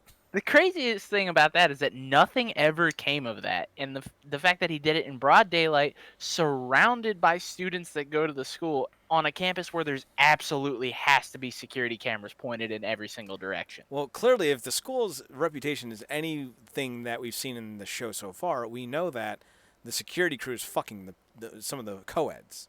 So that's why nothing happened. Oh, by the by, Dean Kim is still here.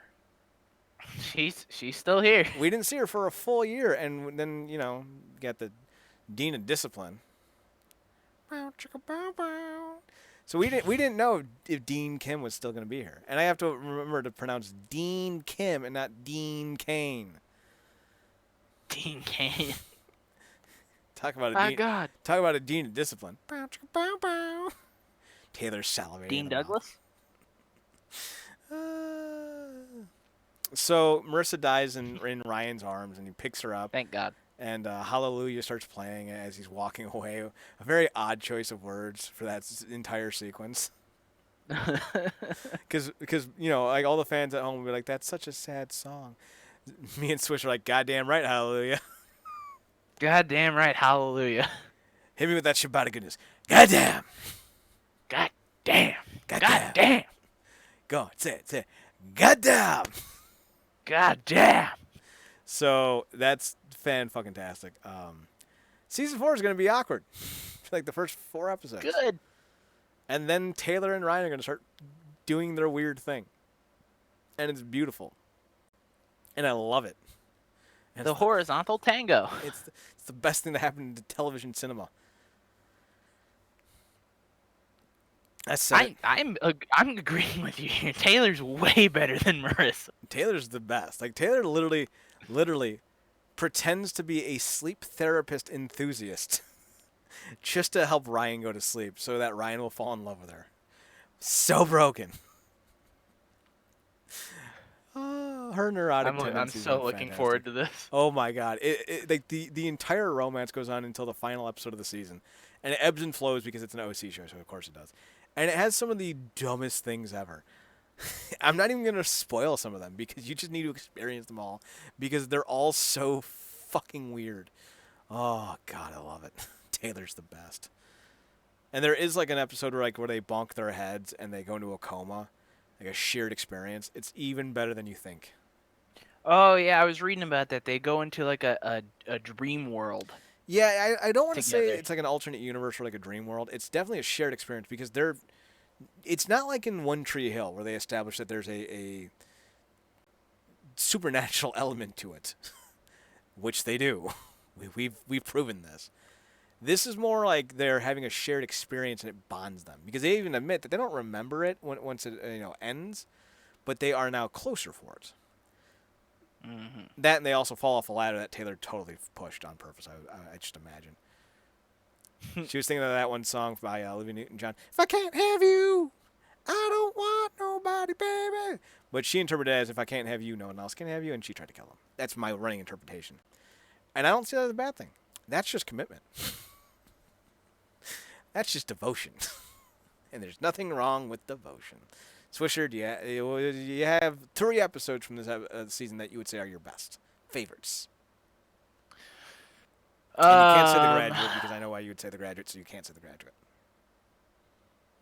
Why would you do this to me? Because I need you to actually put in some effort. You motherfucker.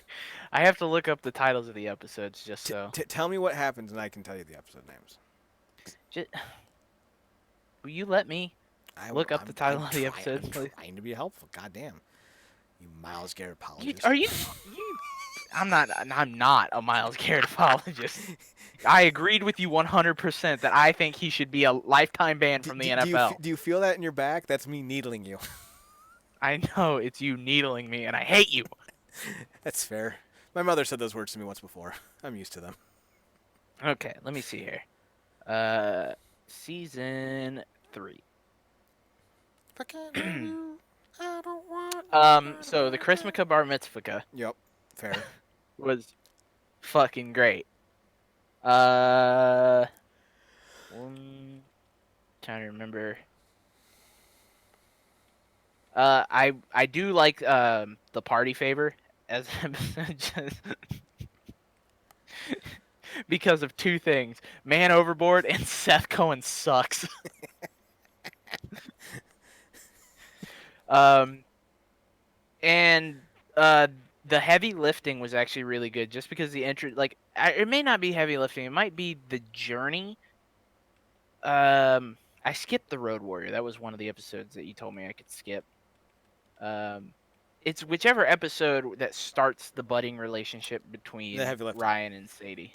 The heavy lifting. So Are you talking about when it's officially like them like sticking their parts into each other, or like when they just meet? no, not when they just meet, but when like he starts going over That would and be the. helping her with. Well, Hmm? that's the same episode. Like they meet, and then he's Okay. like, I can help you with this. Yes. So yeah, like the heavy lifting. I'm pretty sure that Sadie had a big thing for the movie adaptation of Holes, because like Dig it up. the minute Ryan goes, Dig. I can help you with that. I can fix that. Sadie just goes, He goes. oh, Dooley Hill. Yeah, that was too late. It's such a juxtaposition from who he is, and it's like, because he would be like, I'm Burton Guster, and I'm 5'10" of ebony sexiness. And then the girl's like, ew, gross, get away from me. And he's like, man. And this is my partner, Donut Holstein. Then in Holes, he's all like, I can fix that. I have a leaky roof. I can fix that. My heart is broken. I can feel that. He goes, I have a leaky roof. He goes, I can fix that. Well, now there's something else that's leaking. I can feel that. She's like, hold on, let me lift up my giant cotton dress. Just, He gets blown out the door. yeah, it just cuts to an outside shot of the schoolhouse, the door being blown up, and him sliding out. in my head, it's a obvious dummy of Dooley Hill, but poorly made, being yanked out the door on a cord. It's like a really bad dummy. It's not even painted black. It's just like kind of like it's like you can see like a handprint. It was like someone was just trying to finger paint it. It's wearing blue jeans and like a like a it got jacket. painted. It got painted to be like a black dummy, but when the water hits it, all the paint washes off. It's wearing sneakers. It's like you could tell the body and the arms is just stuffed with hay. The shot ends with the body hitting the ground, and like the shot stays there, and you see Dooley Hill roll in, grab the dummy, throw it away. Yeah, you see him throw the dummy off screen and then lay down in his. We need to make a movie because it would just be like all these running gags. God, I think we like you. I mean, like not another teen movie. This would obviously be like our parody movie. It would be more akin probably to Blazing Saddles. Well, not a teen movie works too. Just it wouldn't be as sexual. Well, Yeah. with women and men, but with men and boards. Mm. There's a surfboard for no reason. Giant is alive. He just ran off with his surfboard. He's living in Tijuana with El Bordo. It's the Chrismica, Bar Mitzvah, the heavy lifting, and then the party favor. For me, I have a perverse enjoyment of the Perfect Storm just because of that Marissa heel turn. That was fucking great. It wasn't really a heel turn as much of a heel reveal. Right?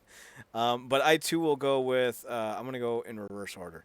I'm gonna go with The Graduates, The Man of the Year, The Party You son of a Favor. bitch. Well, I liked the stuff with Caitlyn and her sister. I'm not allowed to pick The Graduates because Marissa dies, but you're allowed to pick The Graduates because of Caitlyn. No, I'm sorry. I didn't mean to pick The Graduates. The Man of the Year, because that's the episode with Okay. Caitlyn and Marissa. Yeah. The Newport Favor. No. The Newport Favor. That's the prom. That's definitely up there. The party favor. Party Favor. Where am I seeing Newport? You said the Newport Yeah, favor. I know, but where did I see Newport at? Oh, I don't never know. mind. That's it. Never mind. I see how I fucked it up. Let's see. I'll probably even say the Undertow. I like the Undertow. The Undertow was good, and I like that they referenced the title of the episode, or the title of the episode reflected what was said in the episode where Teresa was talking about how Ryan He's constantly being sucked down underneath the surface by all Sadie. these things. Is it Sadie that said Yeah, that? because the Undertow was the Sadie. He was trying to go on a date with Sadie, but he kept getting calls from Trey's ex. That's right. But Sadie says, like, Yeah. it feels like you're being sucked under, Ryan. She doesn't say the words Yeah. undertow, but she describes what an undertow is, which is where two currents hit each other at the same time, and it basically sucks down anything on top of the current. Yeah. And that's And Ryan's goofy ass face. yeah, and basically how Ryan just can't help himself. He can't get back to the surface because he's too busy trying to help all these fucking poor, unfortunate souls around him. All right, calm down there, fucking Little Mermaid. But in season 4, Sandy Cohen literally says, "That's why we love you, Ryan." That's why we love you, Ryan. So season 4 is great. Because you're an idiot. Yep, season 4 is great. We're gonna cover that Season next 4 week. Short. So are we taking the 29th off? No, we're not. The 29th starts our Christmas. Yes, because we're taking the week of Christmas off. Correct. So you need to get me the list of movies you want, because I can do like 2 or 3 movies a week. So they're themed. So we're gonna do like the Grinch week. We're gonna do the Claymation week. I don't know what the other 2 weeks are gonna be. We decided on one for another week. I know we had one week that was. I know you wanted to do a week that was Christmas movies that are not technically Christmas movies. I thought that was you who wanted to do that. Either way, you wanted to watch whatever that one that you. Faculty. The Faculty. That's right. Yeah. It's fantastic. Then may I suggest for the 4th week best TV show Christmas specials or favorites? Oh, I've got one. I've already got one. What is it? It's a Hallmark. Is it Hallmark or is it Lifetime. Hold on, I have to. What's it called? It may be like yeah. It is called Christmas and Homestead Well, I think I've seen this. because it's really really bad, but good at the same time. I'm trying to remember who's in it. Michael Ratty and Taylor Cole. Yeah. So It's a Hallmark it's a Hallmark. That's right. Yeah. I've seen this one because the mayor I've has a seen little daughter, and the Yeah. girl that he falls in love with is a producer on this movie, and they're She's ruining a Christmas. movie star. And they're ruining Yeah. Christmas. I've seen this. I've seen this unironically. I've seen it twice, unironically. It's not bad at all. You're rooting for the It's family. not. You're rooting for It's the family. not bad. Dude, I'm telling you, sometimes Hallmark does a good job. Motherfucker, sometimes, all the time. I've seen at least 200 Hallmark movies. Not even lying. We are absolutely doing Christmas TV specials, and we are talking about Christmas and Homestead. I watched The Good Witch. Yes, yes. Don't even at me. Like I'm that guy who's like got the 666, the eye black, the mega death. Then I go home, turn on the television. Ooh, Christmas in Homestead. Oh man. What wonders will Hallmark makes next? I love all their Halloween selections, all of them. They're all fantastic. Do you have you seen you've seen How I Met Your Mother, right? Seen what? How I Met Your Mother? Yeah. What was the bakery chick from the first season?